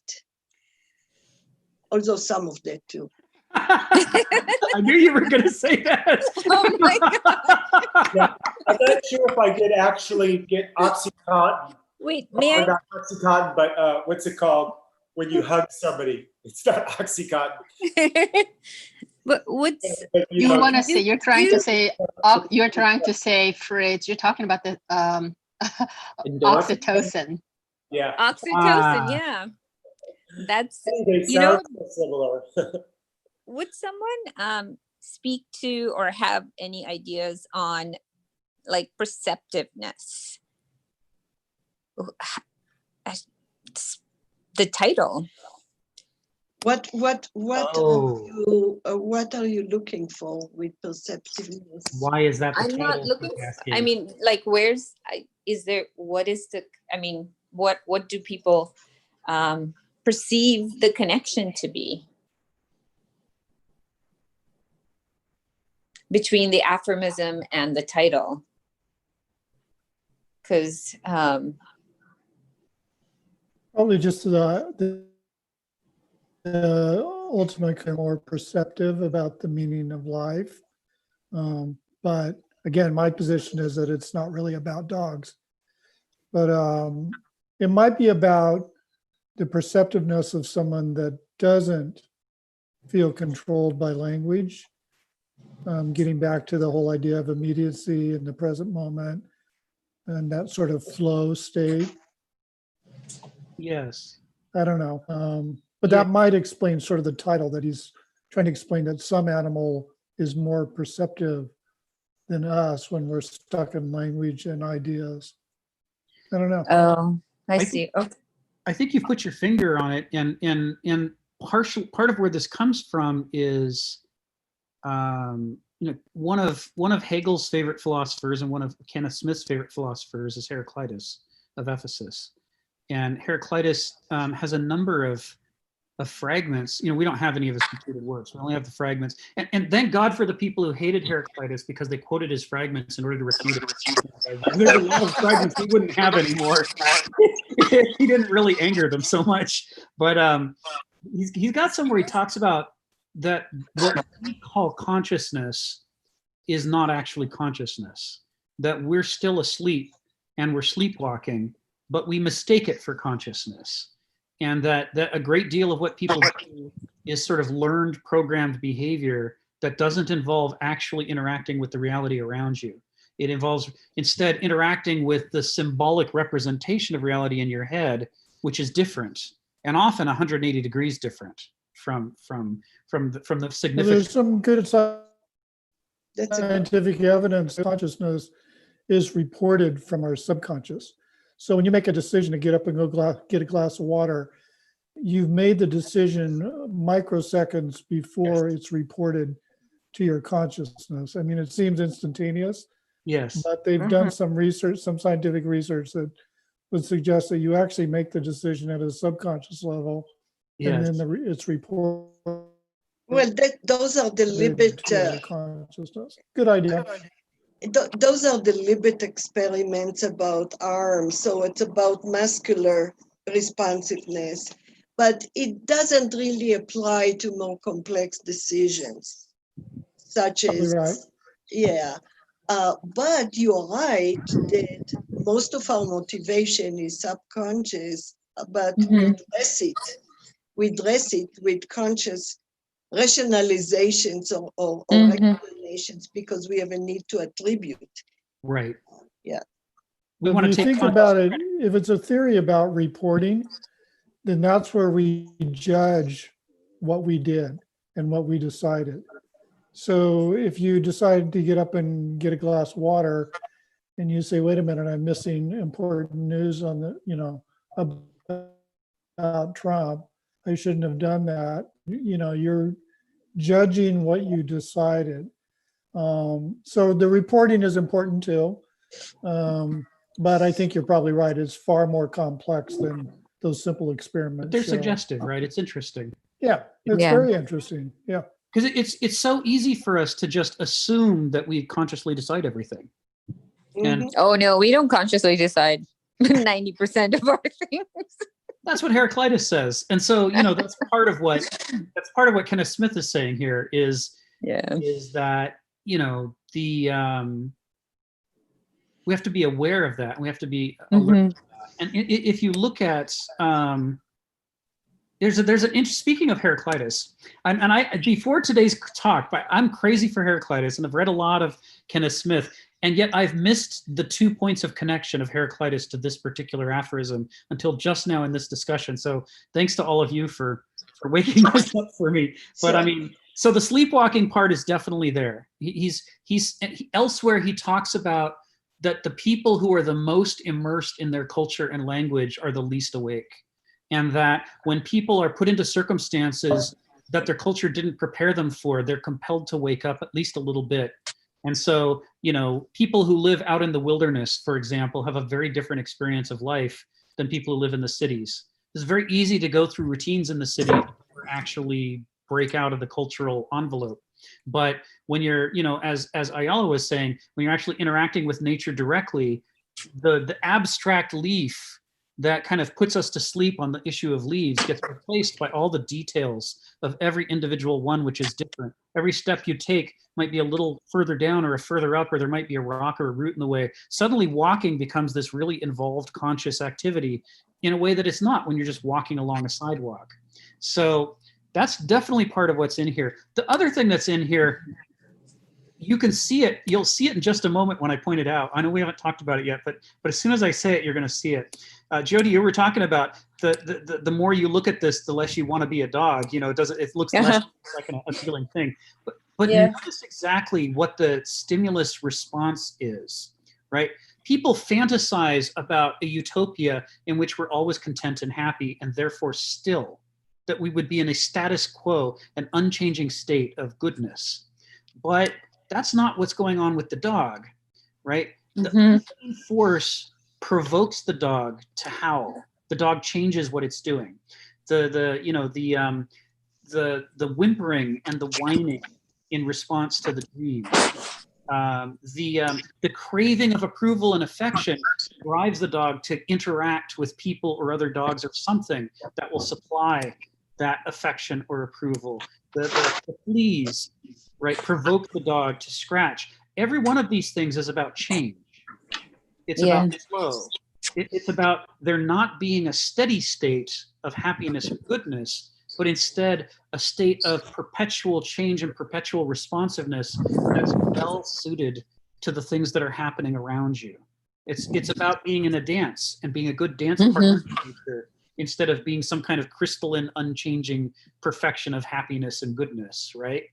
And this is the core theme of Heraclitus. When he says you can't step in the same river twice, he's saying everything is flowing all the time. Everything is changing all the time.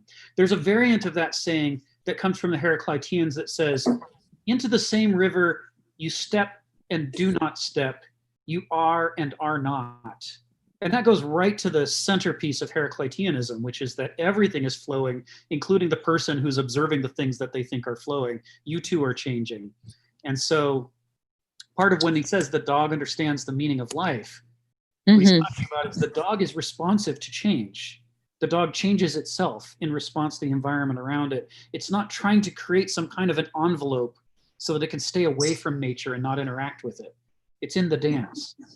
So when you say when we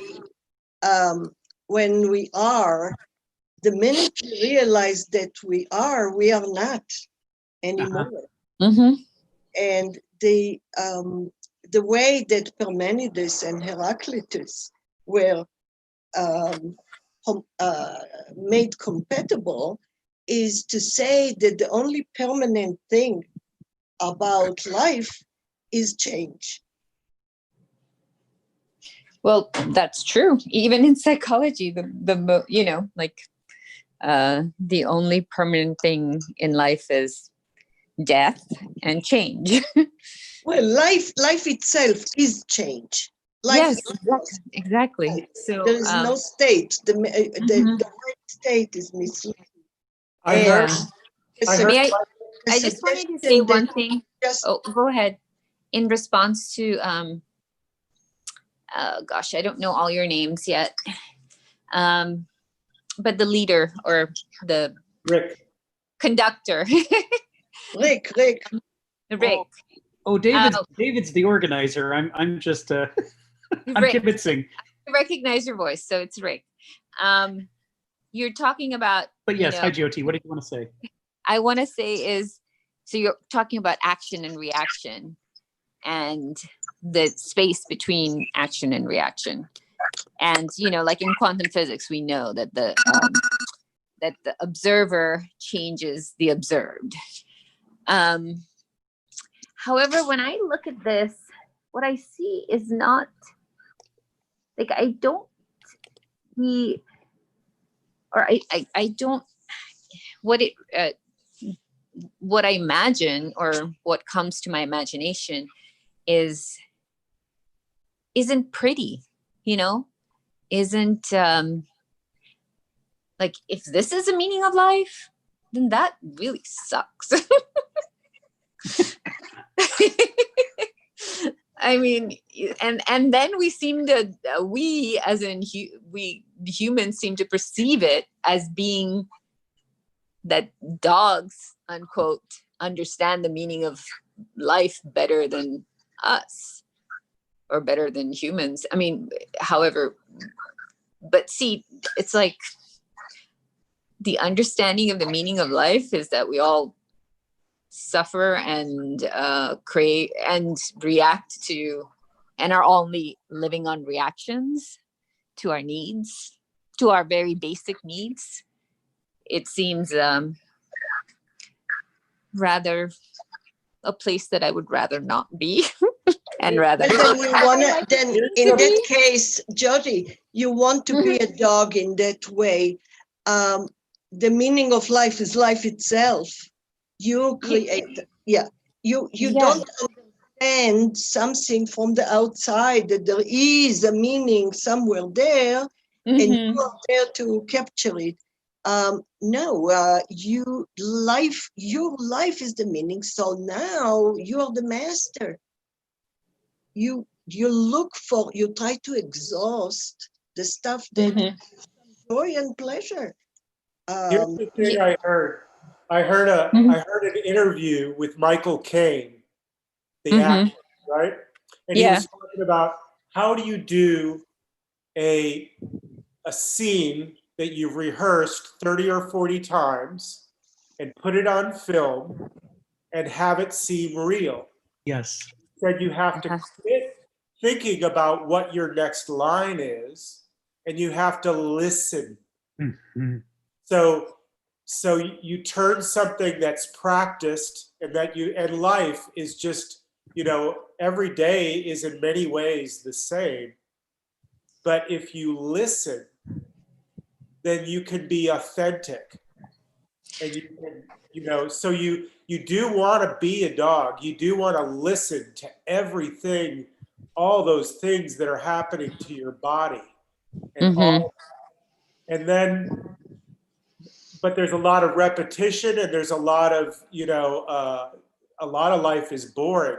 But if you listen, then you can react authentically, despite the fact that it's over and over and a lot of dead time. And I was also going to go ahead and say that I had the subconscious or conscious decision that I wanted to move us again to another aphorism. What time is it, guys? Oh, is it going to end? Well, so the interesting thing about these is that we're always scheduled for 2 hours, and so far we never stop at the end. Oh gosh, you should have told me that before. Some people go. That's a compliment. Oh yes, I mean, unfortunately I have. It's my birthday today, and hey, happy birthday! Thank you. And someone's taking me out, so I need to go, guys. So we'll be here next Monday at 11, right, David? That's right. Yeah, and I'll plan for a longer discussion. Then we'll talk to you then. Yeah, it was so. It's as somebody else said, I very much appreciated meeting. Even meeting you all. Likewise. Okay. Take care. Bye-bye. Bye-bye. Bye. Hey, Rick, I just wanted to, I didn't have a chance before I was cut off to end maybe the way you started saying, so we have to be conscious of our lack of consciousness. And this is something very human and non-dog-like or cat-like, is this metacognition can reflect upon our thinking and think about our thinking. And we have different nervous system in our brain. So there is one that allows us a little taste of objectification, to look at ourselves from the outside and to reflect, although it's not very good. But we need to keep doing that to understand at least part of ourselves. Yes. or reduce the surface. Yeah. Yes. Nice. Yeah, that's a very Greek proposition, and it's not a coincidence that somebody who studied psychiatry has brought this forward, because after all, Freud studied Shakespeare and studied the Greeks intensively, and was in some ways trying deliberately to capture some of the Greek ideas about the struggle for freedom and how to escape our automatic programmed behavior and get a little bit of choice in our lives. So, despite the fact that modern psychiatry is a mix from many, many different sources, at least part of it, traces back through the thread all the way to, Aristotle's theory about tragedy and the protagonist's struggle to how to get out of the trap that they've made for themselves and become a free person. You can see the connections that are there. So, but Fritz, you were going to move us on to another aphorism, were you? Another short one. If you want me to read it, I could try again, this time with video. Which one? 5. We skipped to the next odd number, and so now I was thinking just skip to the next odd number. I don't know. I'm adding custom to language. But it's called Velvet Glove, and it seems like it almost has a little bit of current affairs to it. Velvet Glove. Today, more than ever, masters hate to be forced to show the whip, for the resistance of a slave is a kind of power over the master, making him do something more. Masters prefer slaves who obey implicitly, so the bare bones of power need not be shown. Such resistance reminds the master he is not God after all, and what the slave is, and that the slave is complicitous by his own will. You can guess what that might relate to.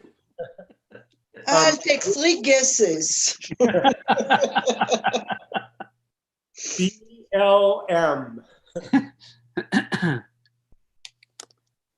Actually, it's more than the BLM. It's all the outsider resistance groups.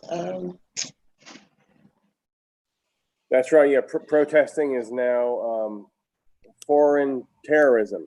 That's what the Senate's trying to do. That's right. It's not free speech. It's terrorism. That's right. Right of assembly. What's that? That sounds suspicious. That sounds like terrorism. We don't want people assembling. That's so right.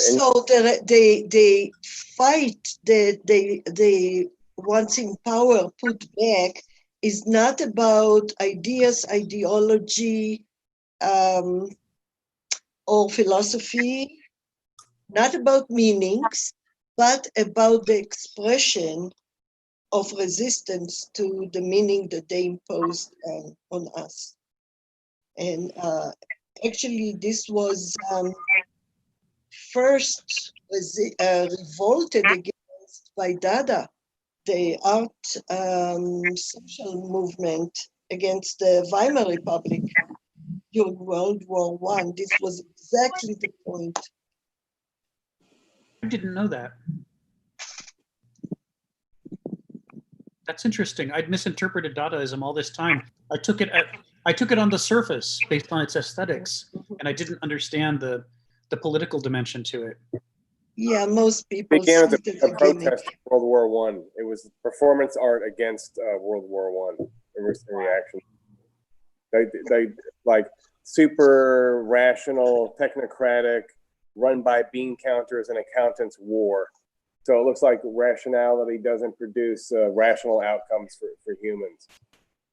Well, they also went, they were to expose how the reality that we all buy into or bought into at the time is really so misleading, so deceiving.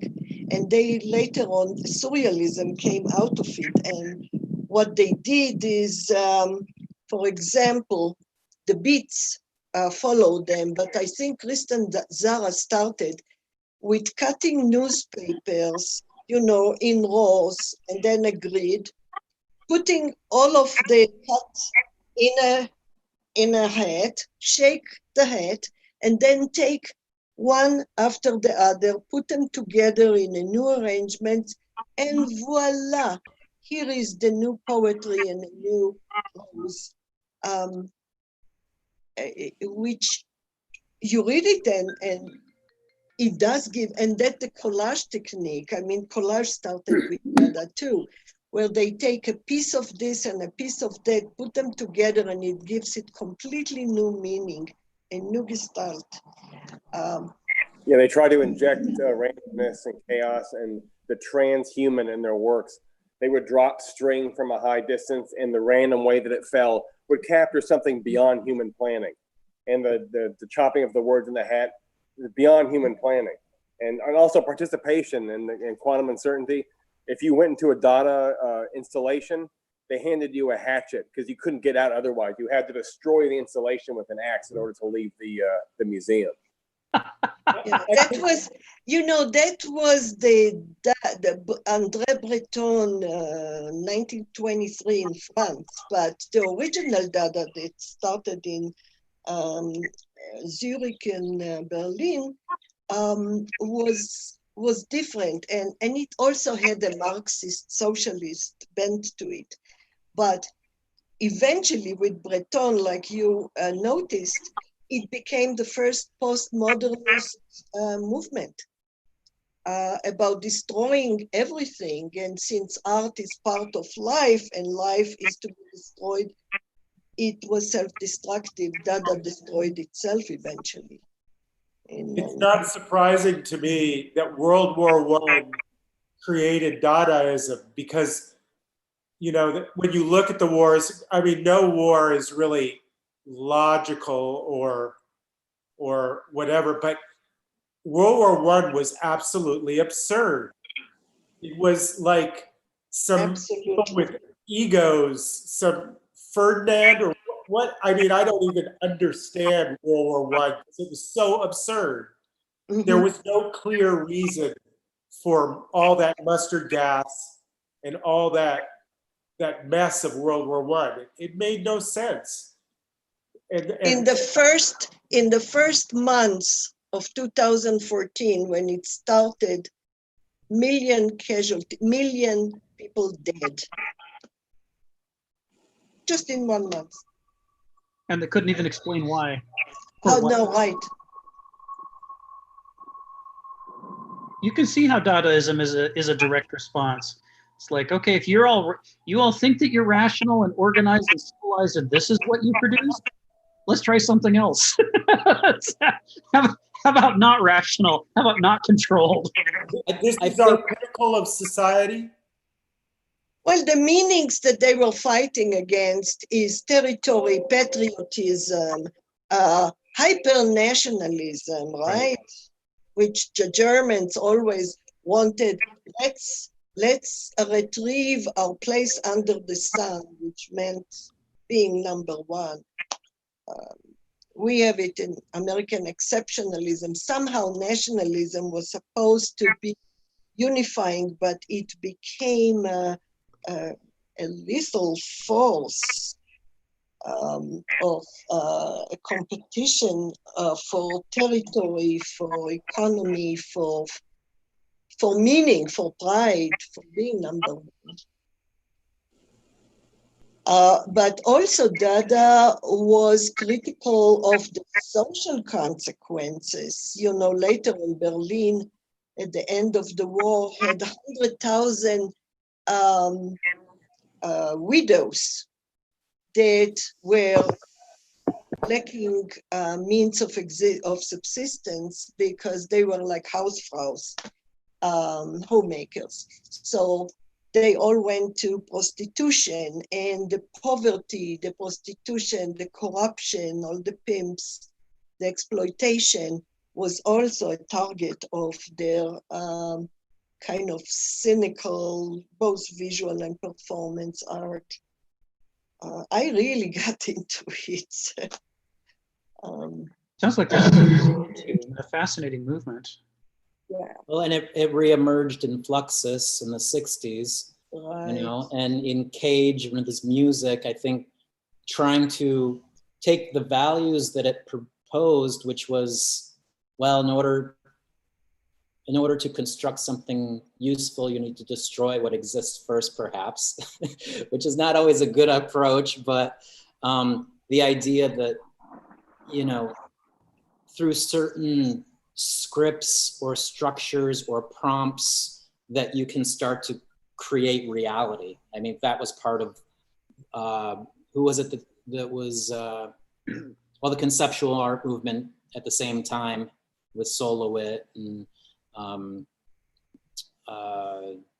I don't know, I see Rauschenberg is coming out of that also, but basically using collage and using the detritus from his environment to produce form, produce paintings that also became sculptural, and to blur the lines of the discipline. And ultimately, I think the value would be to construct something, to construct a new paradigm, to construct something new that is actually useful and functions as a tool. Actually, there are a lot of it. What it didn't change much the human responses to war and bourgeoisie, but in art it opened a surge of innovation. I mean, art completely grew and changed beyond. And you mentioned Cage in music. Now the definition of music has changed, and now it includes all kinds of sounds that are produced but not for instrumental purpose. So if you use the telephone in a symphony to make a sound, that's music. But if you use it to interact with another person for a conversation, it's not. But it opened so much in art, and in art I mean everything, music, performance, photography, that it really is a blessing. It's a gift to humanity. It's also a double-edged sword. I mean, I kind of see the way that in academia, anyhow, these, as traditional sculpture programs have been kind of dissolving, and what comes in its place are these interdisciplinary and social practice sort of curriculums. It's blurring the lines between disciplines once again. It's sort of saying, it's asking the question, well, what is art? And it's, I think it's also problematic. It's I think it's threatening to academics, but I think it's wonderful. That's the only way to grow, is to break boundaries. And the whole, you see, what is threatening is that the old definition of what aesthetics is, like Adorno or Benjamin, are being challenged now. And Dadaists say, yeah, all those aesthetics of Cézanne and the Impressionist with pretty women walking through a poppy field in red, blue, and white, they were a makeup on the face of a very harsh, terrible reality. So the aesthetics now are they're conceptual, about the idea, about the message, about the power of expression, rather than about something pretty. Well, I think it's even traveled internally now. I see in my daughter's generation that it's not just the things you create. Now it's your sexuality, how you define yourself has become all kinds, it's pan, and you're showing that you're not complicit, that you have your own will, that you're not a slave to the society that your parents were, and the structures of marriage and sex, and the definitions and the language and the customs that went with that for so long. And I have a hard time figuring it out. I'm a progressive fellow, and my own kids flummoxed me. I had to figure out what dead naming was. Oh, I don't yeah. know if you know dead naming, Yeah. but when someone has gone through the transition, you no longer even use their old name. You don't even say it. Well, They were never actually that person. So you no longer use their old name. You use the name they've chosen, and that's who they always were. And that's hard. It's hard to, besides pronouns and things. And what I'm secretly happy about is that my kids are going to be flummoxed by the time they get to my age.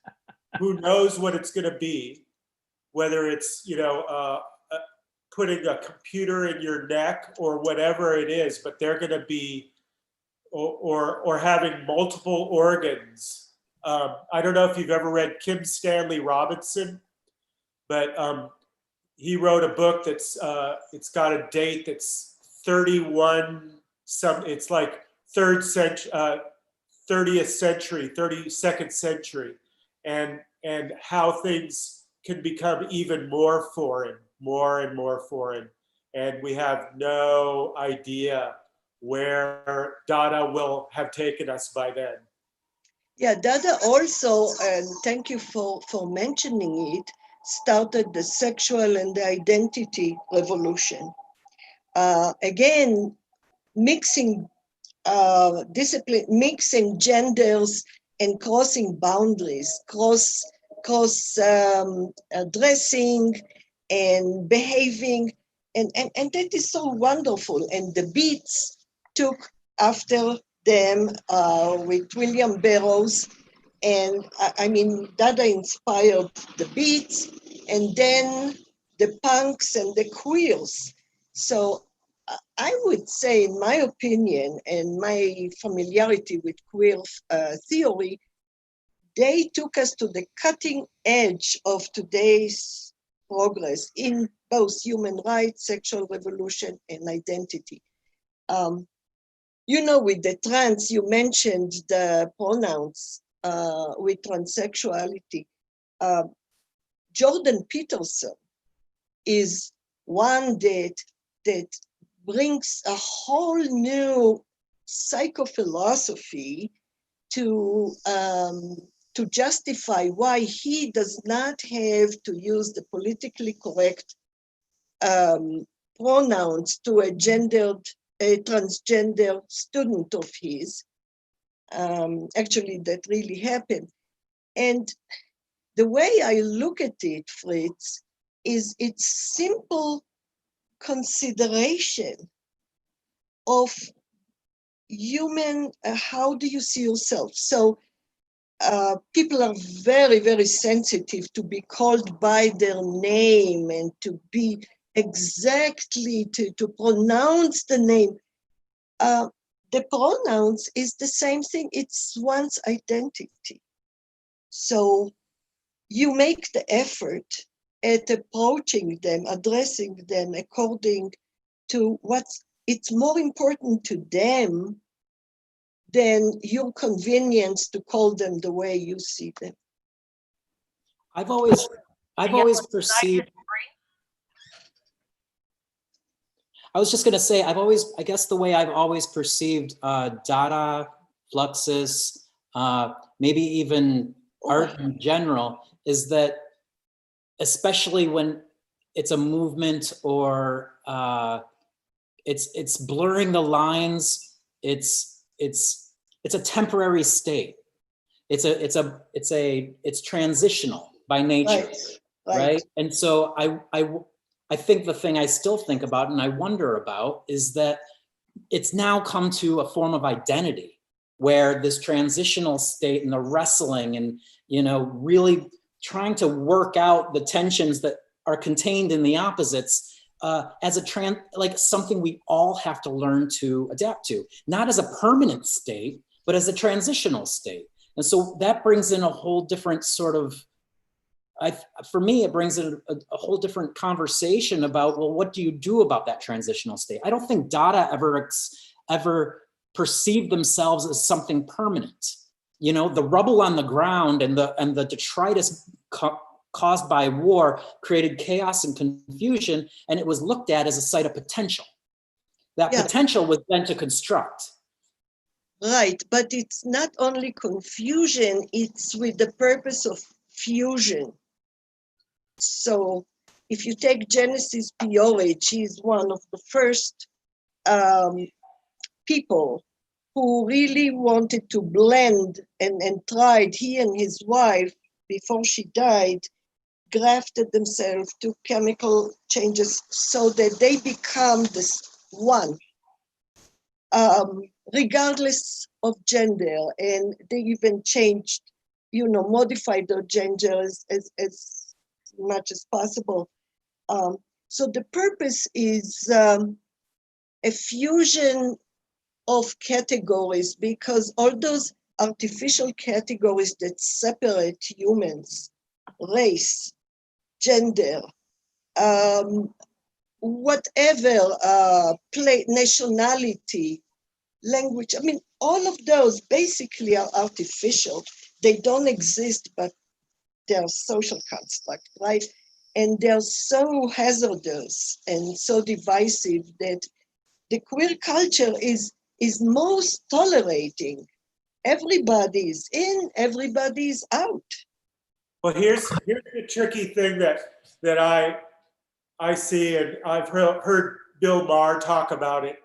And basically, there's the sort of new attitude is, whether it's Black Lives Matter or transsexual, etc., it's not the responsibility of the person who has reached the new reality to explain it or to help the other person understand it. Like, you are given the responsibility yourself to go and figure out what dead naming is.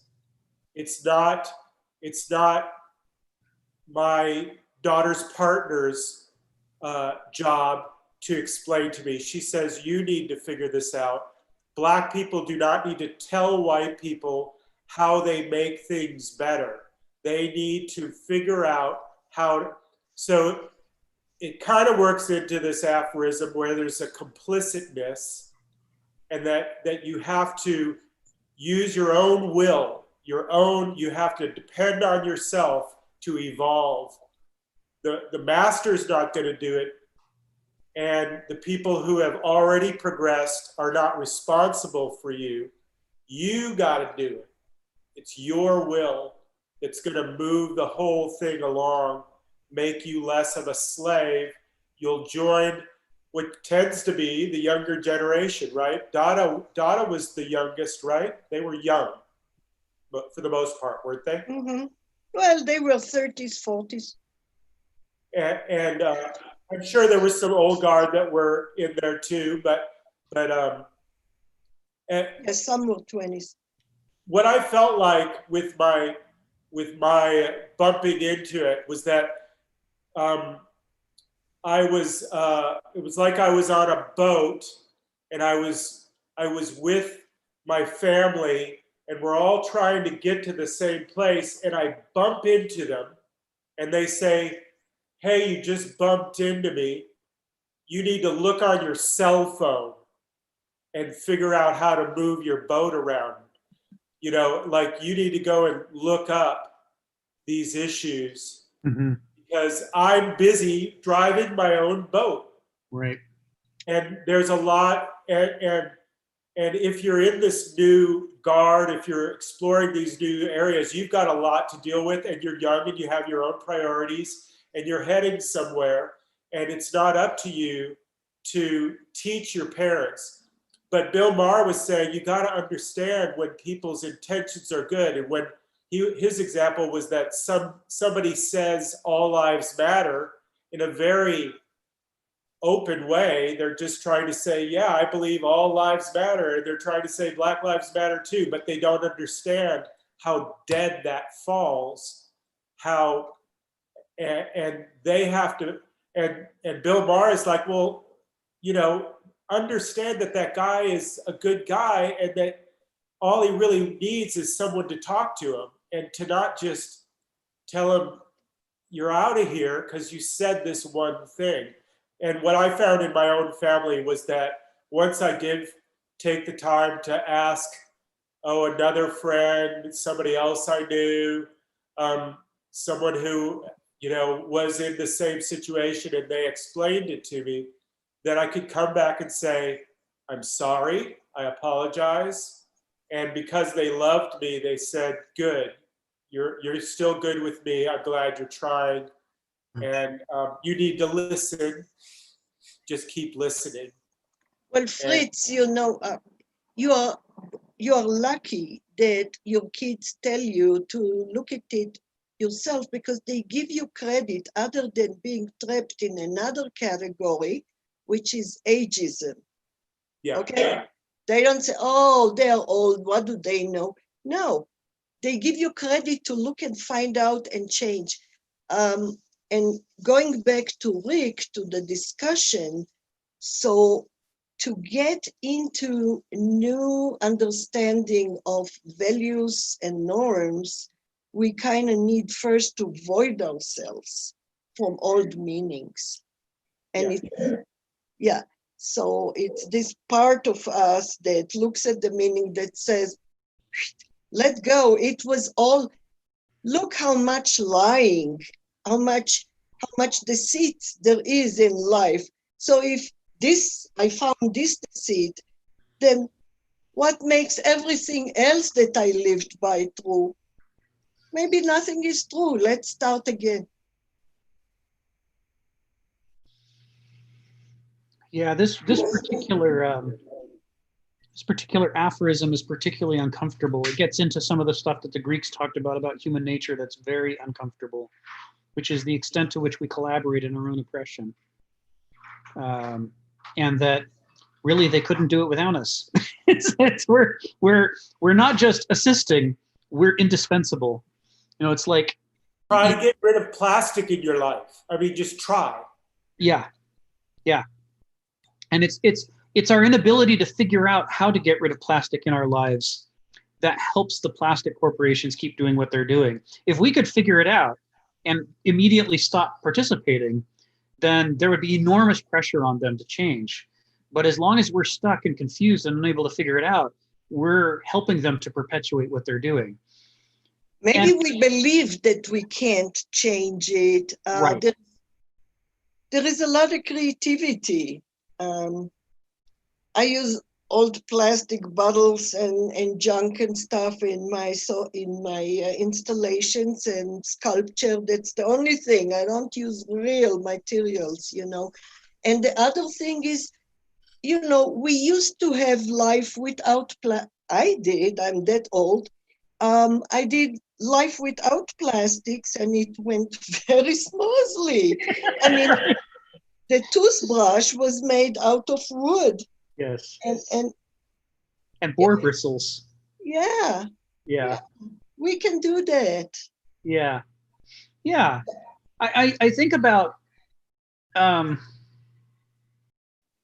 We've got this ethos in the modern era of the purity and nobility of being a victim, and that if you're a victim, everything is the bad guy's fault and responsibility, and nothing is your fault or responsibility. And we equate fault and responsibility, which is like a child's perspective. I don't want to be responsible because then I would be at fault. Whereas the truth is more complicated. It can be, an oppressor's fault while still being your responsibility to do something about it. Because after all, it's not his responsibility to do something. He's the one person who doesn't want to change things. He likes it the way it is. You've got to be the one to step up and figure out how to do that. So I think about, for example, how Harriet Tubman, when she ran her Underground Railroad, used to carry a gun. And the gun wasn't for the slave militias or the slave owners. It was that sometimes the people she tried to free, partway through the escape, would panic and think, well, maybe slavery is not so bad and I should just go back. This is too scary. All these dogs, all these people running around, this is too much. I want to go home. And she would take out the gun and show it to him and say, you can't go home. I'm not going to let you go home. We have to keep going forward. If you participate in your own enslavement, then you will always be a slave. And if you can't maintain the consistency of rebellion, I'm going to help you maintaining the consistency of rebellion by I will coerce you long enough to get you to freedom, and then you can make a free choice. But Is as that long what Kanye's rant was? What's that? Is that what Kanye's rant was? I never saw Kanye ranted against Harriet Tubman and said he was forcing the slaves to the north. She didn't force them. They would get partway through and chicken out sometimes, which is very different because then they're putting everybody at risk.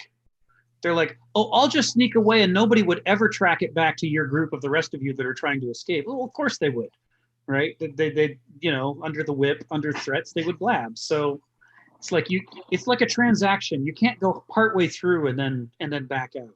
It's all or nothing.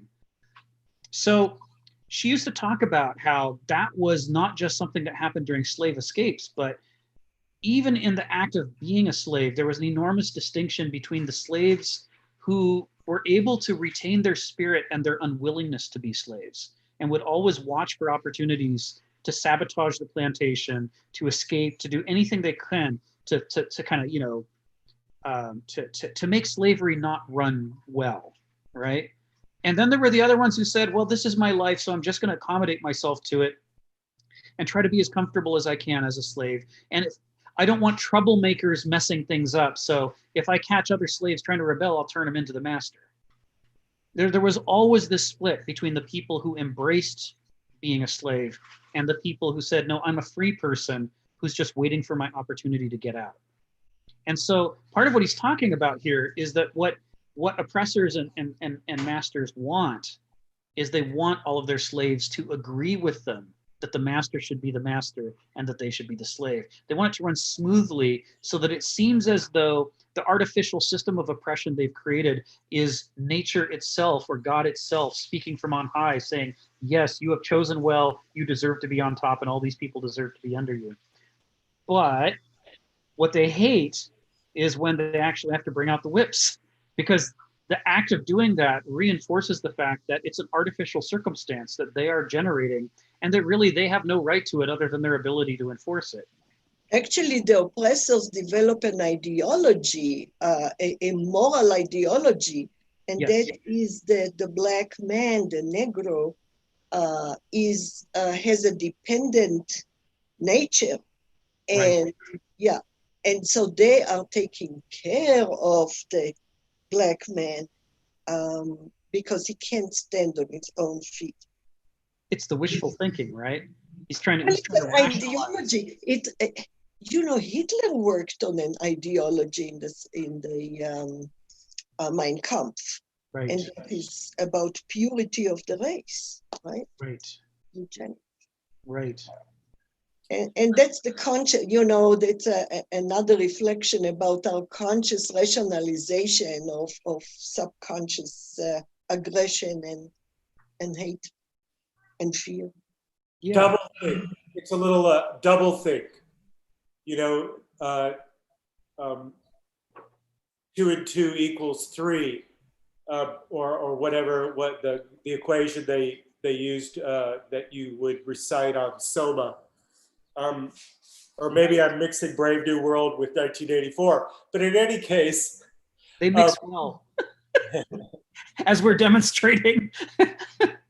But in any case, yeah, you adjust your worldview to, you know, some people say, you know, that Hitler thought he was doing the right thing. Mm-hmm. Right? Most professors do. That he wasn't, in his soul, he wasn't evil. He was being helpful. He was improving the world. This is where we see the difference between intentions and outcomes. You know, people who do bad things always want their intentions to count. But what matters is outcomes. And, you know, if we mean well and have a bad outcome, the main reason that's better is that maybe we will now change our behavior and get a better outcome. But, you know, if we think that we're helping the world by exterminating the Jews, we shouldn't get any credit for our desire to help humanity in that way, right? That doesn't, we don't get any, no boxes should be checked.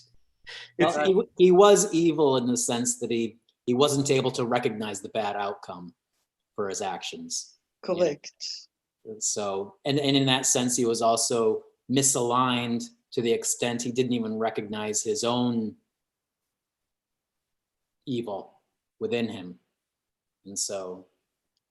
Well, it comes again to our definition of what's good, what's bad.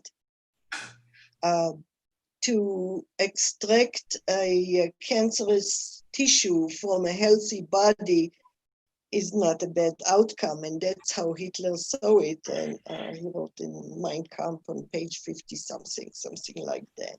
Right. Then what do you teach? Art. General art or any art? Well, I'm a sculpture professor, but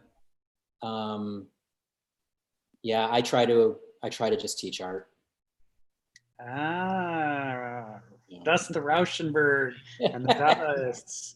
It all comes into focus. Yeah, well, that's what bleeds into other disciplines and makes you question, yeah, what are the limitations of art? And I guess the thing that I see is how art but it becomes a problem when art is put into a box and isn't. So by teaching art, do you mean you teach method? You teach the craft? Probably not. Is there something else that you could teach when you teach art? So I would say 20% of what I teach is hands-on materials. This is how you work with the materials and the tools to construct your idea.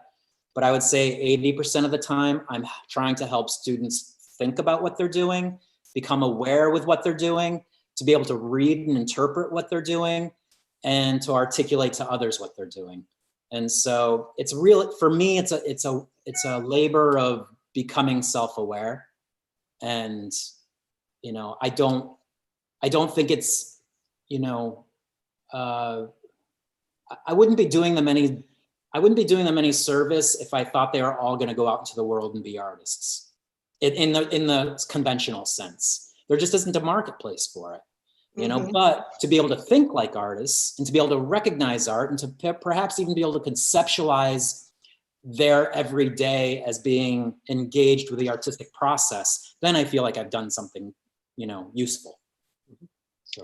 You're certainly doing something useful, because art is not, I mean, in this country, it became commercial, it became a job. But art is much more than a job. And in fact, having to have a job in art is an obstacle to the creative process.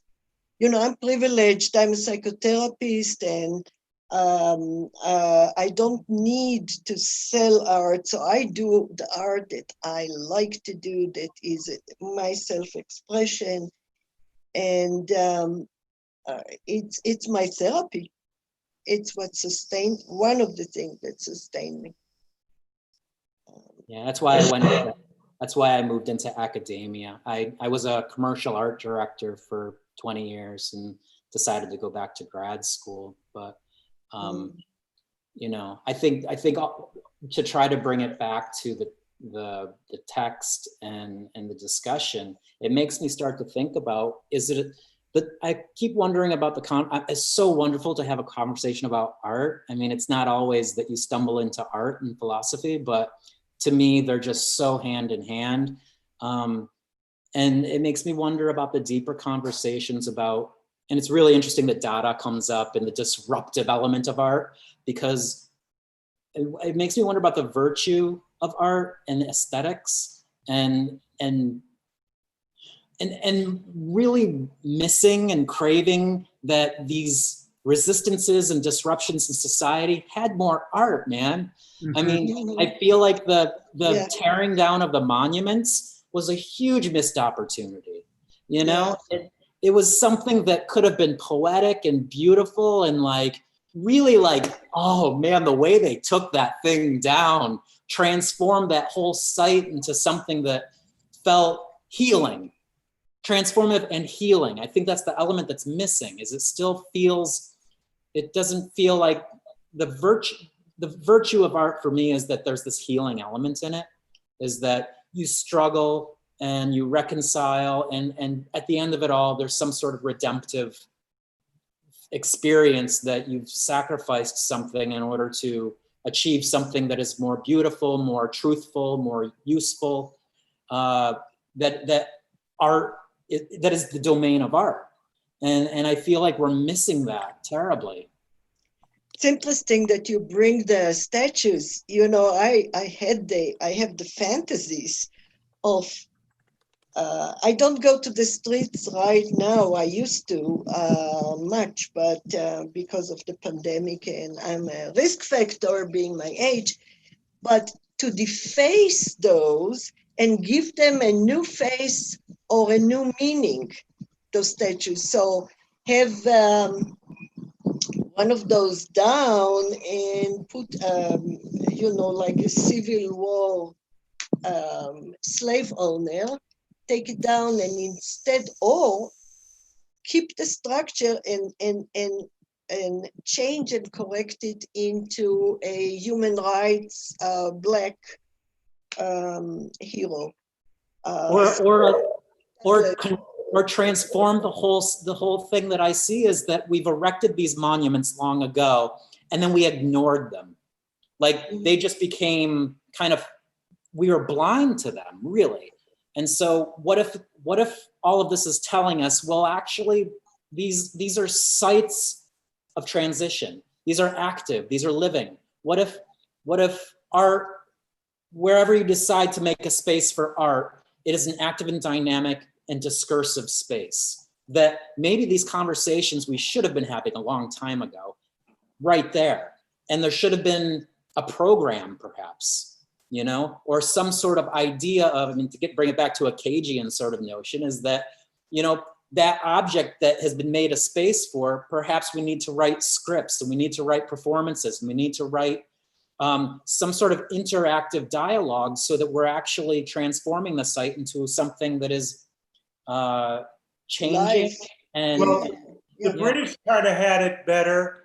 They did do that. They took down an old slave and put up a Black Lives protester, an American woman in his place. And I actually think that the Columbus statue here in Philly, they put a box around it, right? And that's almost like it's almost like the city did sort of a Dada performance art thing with it.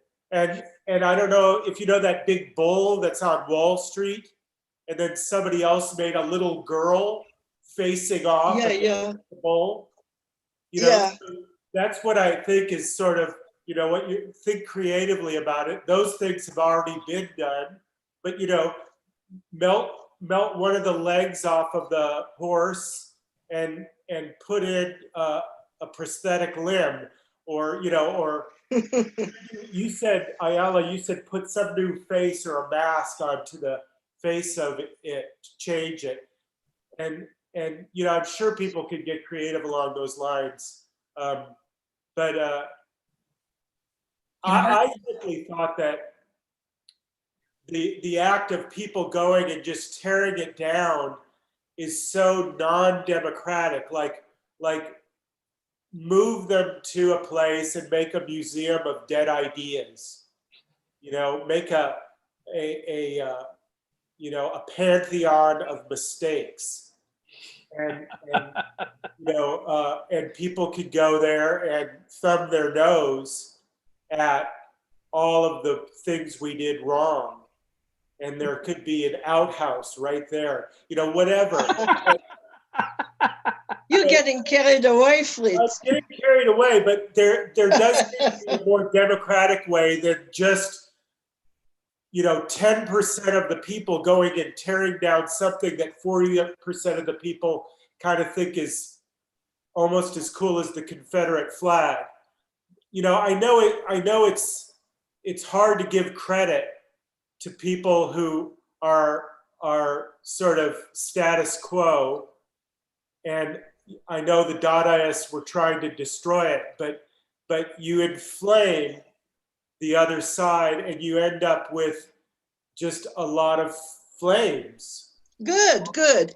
And Wow. going back to Rick's idea of Heraclitus, everything is in change. We can't live by old stuff. Those statues are no longer meaningful to the progressive values that we have. So times to destroy them. But I also like Daryl, Darren or Daryl? Darren. Darren, Yeah. yeah. Your idea of live performance to keep a process of life. So today, and that's due to Dada too, people perform in different public spaces, and that's a live sculpturing, a live sculpture performance. But it is sort of the crux of the biscuit, like, do you tolerate intolerance? And when, when do you start to restrict the freedom of people to be fascists, right? Easily. How do you do it? Yeah, but that's a sticky wicket. I mean, ultimately it comes down to like, what is the mechanism, or what is the means by which you ritually perform the transition of the meaning of a symbol, a public symbol, or a public work? What is the it's like they unconsciously performed it for us, right? The people who took it down just kind of, it's what they felt they had to do, and they did it, and there was no discussion about it, really. It was all just sort of this, it was a binary. It was either coming down or not. And it makes me think about whether there's a way in which we can just assume that these are sites that are, again, living, and perhaps they need to change and they need to evolve. And so we start to begin to conceptualize that as a ceremony or ritual or cultural. We're trapped in a custom in some ways of taking down the statues, because it happened in Iraq and China, and you see from past wars, you see the Berlin Wall, the sculptures, they're coming down. And so, in some ways, maybe that isn't more evolved. Maybe we're just doing the same thing we've always done. And maybe what we want to do is try to absorb the evil, like take it apart, like digest it, as opposed to destroy it. I don't know. It's just. Here, Fritz, look, I have. In Argentina, one of the main monuments in Buenos Aires has huge graffiti in white letters written on it. And when I was there, I looked at that and I thought, oh, how terrible is it? I didn't understand. I don't speak Spanish. And how terrible is it that they don't have the budget to clean up the base of the monument? And then a couple days later, I went on an English-speaking tour of Buenos Aires, and we went by the monument. And I learned from the English-speaking guide that the graffiti was the most important part of the monument. It said, "Gracias, Madres." So the entire government structure fell because every Friday, the mothers of the disappeared students would silently hold a vigil in that corner. I don't know how many years this went on for. So to me, that was much more appropriate and much more valuable than tearing statues down willy-nilly, where 10% of the people want just to be rid of it, and 40% still feel it has value. But it has implications to a very basic moral question, and that is how morally distorted it is to sacrifice human life for symbols. If it is art, if it is the burning of the flag, if it is statues. John Carey, C-A-R-E-Y, wrote a wonderful book, What is Art For? And in it, he brings numerous examples of how symbols have destroyed how many lives were symbols destroying. And the moral, I would say at least distortion in it. I come from, I was raised in Israel, born and raised in Israel, and left like 49 years ago. And Jerusalem, after 67, became such a symbol of spirituality and unity of all three religions, but especially for the Jewish religion and blah, blah. And it was an emotional trigger for every Israeli, at least at that time, and probably still now for a lot. And it became a source of trouble. And even the war itself, the strategies was taken was to use house to house, breaking in house to house to reconquer Jerusalem, rather than to bomb buildings, which took a lot of unnecessary, a lot of extra lives. Why? Because those stones in the Wailing Walls and in the old monuments there should not be touched. They were taboo. So I don't think that the statues are worse. So what? It's a piece of stone, okay? It's meaningful for you, get over it. But this is not a reason to kill people, to imprison them, or to punish them in the same way as if they killed a real human beings, or even a dog. Many people didn't care about those sculptures until someone started to pull them down. I think a lot of people, it's a symbol in their head. Mm. It was not actually important to them. But I'm just I've often said, where was your flag on 9/10? Right. Mm-hmm. Mm-hmm. Yeah, that's right.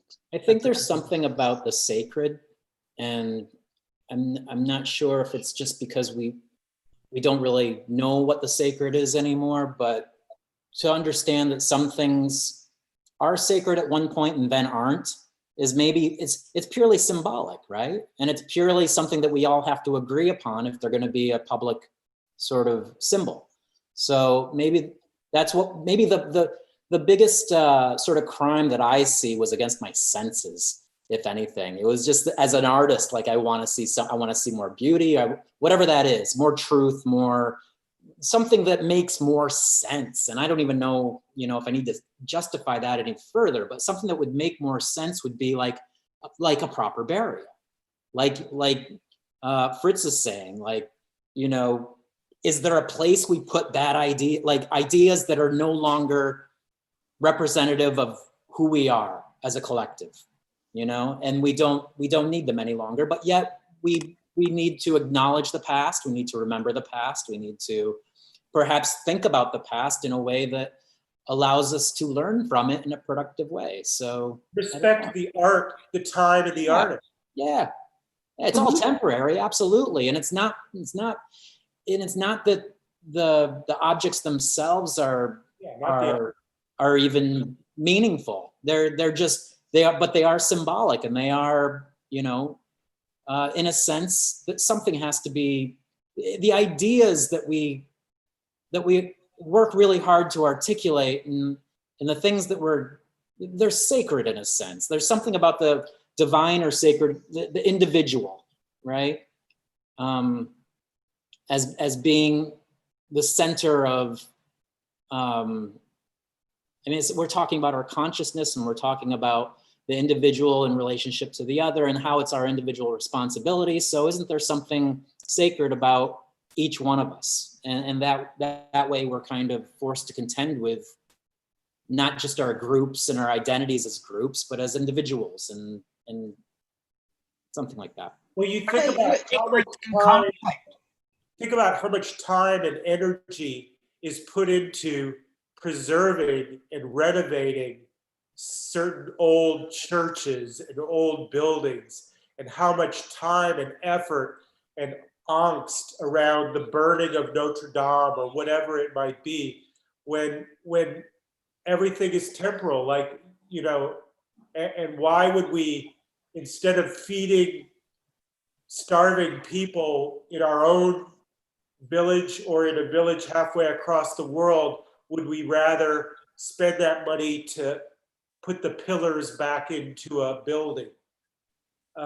You know, it shows priorities that. We've got 1 minute. I'm 1 minute early. But you know what I'm saying? It's like I wonder about our priorities. Sacred, we go back to meaning. What is your meaning that's sacred for you? Because what it means really linguistically is it's tabooed of criticism. You don't question it. You just have to accept it. That's sacred. You don't touch it. This could be a tool in the hands of fascists. You see, religious fascists, political fascists. So I would never agree that there is somewhere there something sacred that I have to stop thinking and stop criticizing and stop talking about. I have something private, you know, life for me is so important that you can call it sacred, but that's for me. Yeah. Now, as a society, we have to agree on laws and rules and all that, but not to use the word sacred. That's why state should be separated from church. We cannot impose sacredness on anybody. It's very, very dangerous. But haven't we already, I mean, but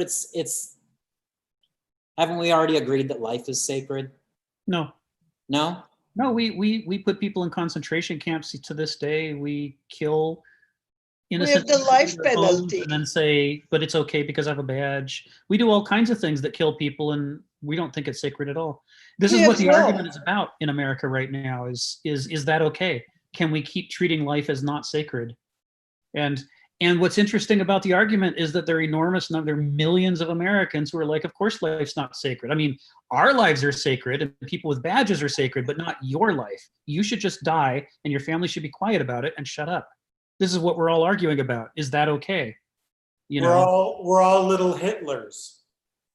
Well, right, there is the death penalty and there is war all the time. Right. And inequalities, you know, will lead to people dying at a young age. Oh, the health scale, yep. That's right. And then we just are careful not to count that. Denying a claim, denying a medical claim by the insurance company. Right, because return on investment for the shareholders of that company is more important than people's lives. So we let them die so that we can make a profit. So there's an enormous amount of injustice and trampling of the sacredness of human life in our current society. I mean, it's the status quo. It's not the one we talk about, right? When we explain why we're going to invade yet another, you know, weaker country and steal all their resources, we always accuse them of all the things that we do. And we never point out that we're being hypocritical about it, because we find that the sacredness of life is useful as a tool to dominate other countries by accusing them of violating it. But then we don't talk about it when we violate it ourselves. So there's this massive hypocrisy that's going on in our current status quo. This is the case with these statues that were erected by the daughters of the Confederacy. They don't represent a consensus of respect. What they represent is a celebration of when the Reconstruction was rolled back and the South was able to re-enslave all Black people everywhere by just not calling it slavery. And that the North let them do it in order to win a presidency. And then there was another 100 years of misery and suffering in half of our country. And the reason that the Daughters of the Confederacy ran around putting up these statues was to celebrate their victory over the North. Unlike the North, the South recognized that they beat us in the Civil War. And they beat us by doing it a few years afterwards. They beat us by doing the gamble around the presidency and making us back down. And in return for that, countless numbers of people lived in just horrible conditions. So for the Black people who grow up in those circumstances, what they're walking past every day is a celebration of slavery and a celebration of them being sold off so that the North could win a presidency. And the problem is that to this day, there are still enormous numbers of Americans, by the millions, who, although they won't say so in a poll, would be perfectly happy to reinstate slavery. Right? Because they want to be better than somebody. They want somebody to work for them for free for the rest of their lives. They think that would be great. They just they can't figure out how to say it out loud without getting into trouble. So instead, they protect the statues, they protect the police, who murder Black people. They sort of protect everything about the status quo that makes life miserable for Black people. And then they just quietly enjoy, the consequences for Black people. By the way, most of them fight for liberty and freedom. Right. So their own. So the thing is the idea of having a national discussion and calmly doing something with the statues presupposes the idea that we're not actually at war right now, which we are. I mean, people drop dead every week. People are being murdered. And the truth is that the numbers are such that it's really almost the death knell, the death cry, and the grasping of Charlton Heston's hand on, because we're turning from a glass of milk into an espresso. We're at about macchiato right now, or we're at a latte, but pretty soon the milk is just going to be a thin layer of foam on the top. Right. And we'll probably still be on the top. Right. But we'll be overpowered by the very tasty espresso. So it's like the circumstance that we're in is like, this could have been a peaceful transition if the people who still believe in slavery and the Confederacy would have been willing to acknowledge that the majority of people have moved on and need things to change. But they weren't willing to give in. They insisted on digging in and protecting the last vestiges of white supremacy in this country. And the result is that the only way to pull these things down is to do it violently, suddenly, and quickly enough that you can't be dragged off by the police while you're doing it. You have to do it and get out is the only way to lodge your protest and say, you know what? The Confederacy is over, slavery is over, white supremacy should be over. We should be living like, in a land that has justice. So it's convulsive as a result, because it's this pent up energy that's been denied. It's wonderful analysis, and going back to encapsulate the idea of meaning and sacredness, perhaps the most meaningful and even sacred meaning to all of us is our ego, either our collective ego or our personal ego. And that stands in the face of change and open-mindedness to new paradigms.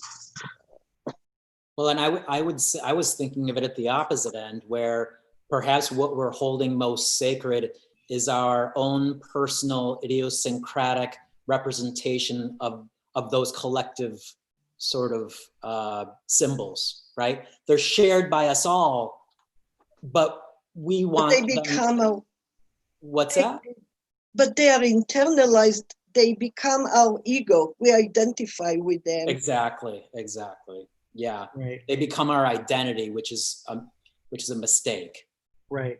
Yeah. Right. So I mean, what you're asking for about having the process of discussion and that we might come together around some idea of what these things mean and where we want to go forward in the future would be a much better way to do things by all means. It's like, but what do you do when the circumstances are such that that conversation is suppressed and won't be allowed, even when it's like overdue by decades? It's like sometimes people are walking along and they look up and they see the statue and they're like, how can it be 150 years later, 160 years later, and still we're celebrating this man who said that I ought to be property and I should labor for how can that be? I think you put the people, those people who can hold the best argument together, put them together. Like, and the best argument is not like repeating the same thing over and over again. Mm-hmm. The best argument is like, well, no, these are the claims that we're making as to why it needs to stay. Well, these are the claims we are making as why it needs to go. And then maybe you start to invite artists into the mix. And artists say, well, what if? Well, what if?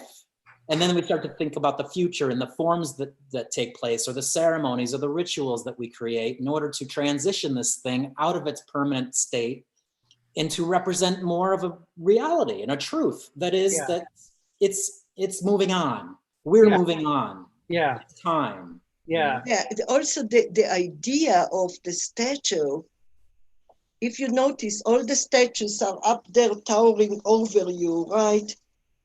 The reverence in it. And we have to be careful about this reverence. It's again, it's in sacredness too. That's the element in it of worshiping something that's bigger than you, but you don't understand, and you have a lower status, so you can't discuss with it on the merit, about the merit of anything. They're above you. So most of the statues are about power, about domination, about hegemony. You guys were talking about the Sphinx when I first came in. Does this tie back to that at all? It does. It does. 100%. Because, there's the segue for the end, right? That's right. That's right.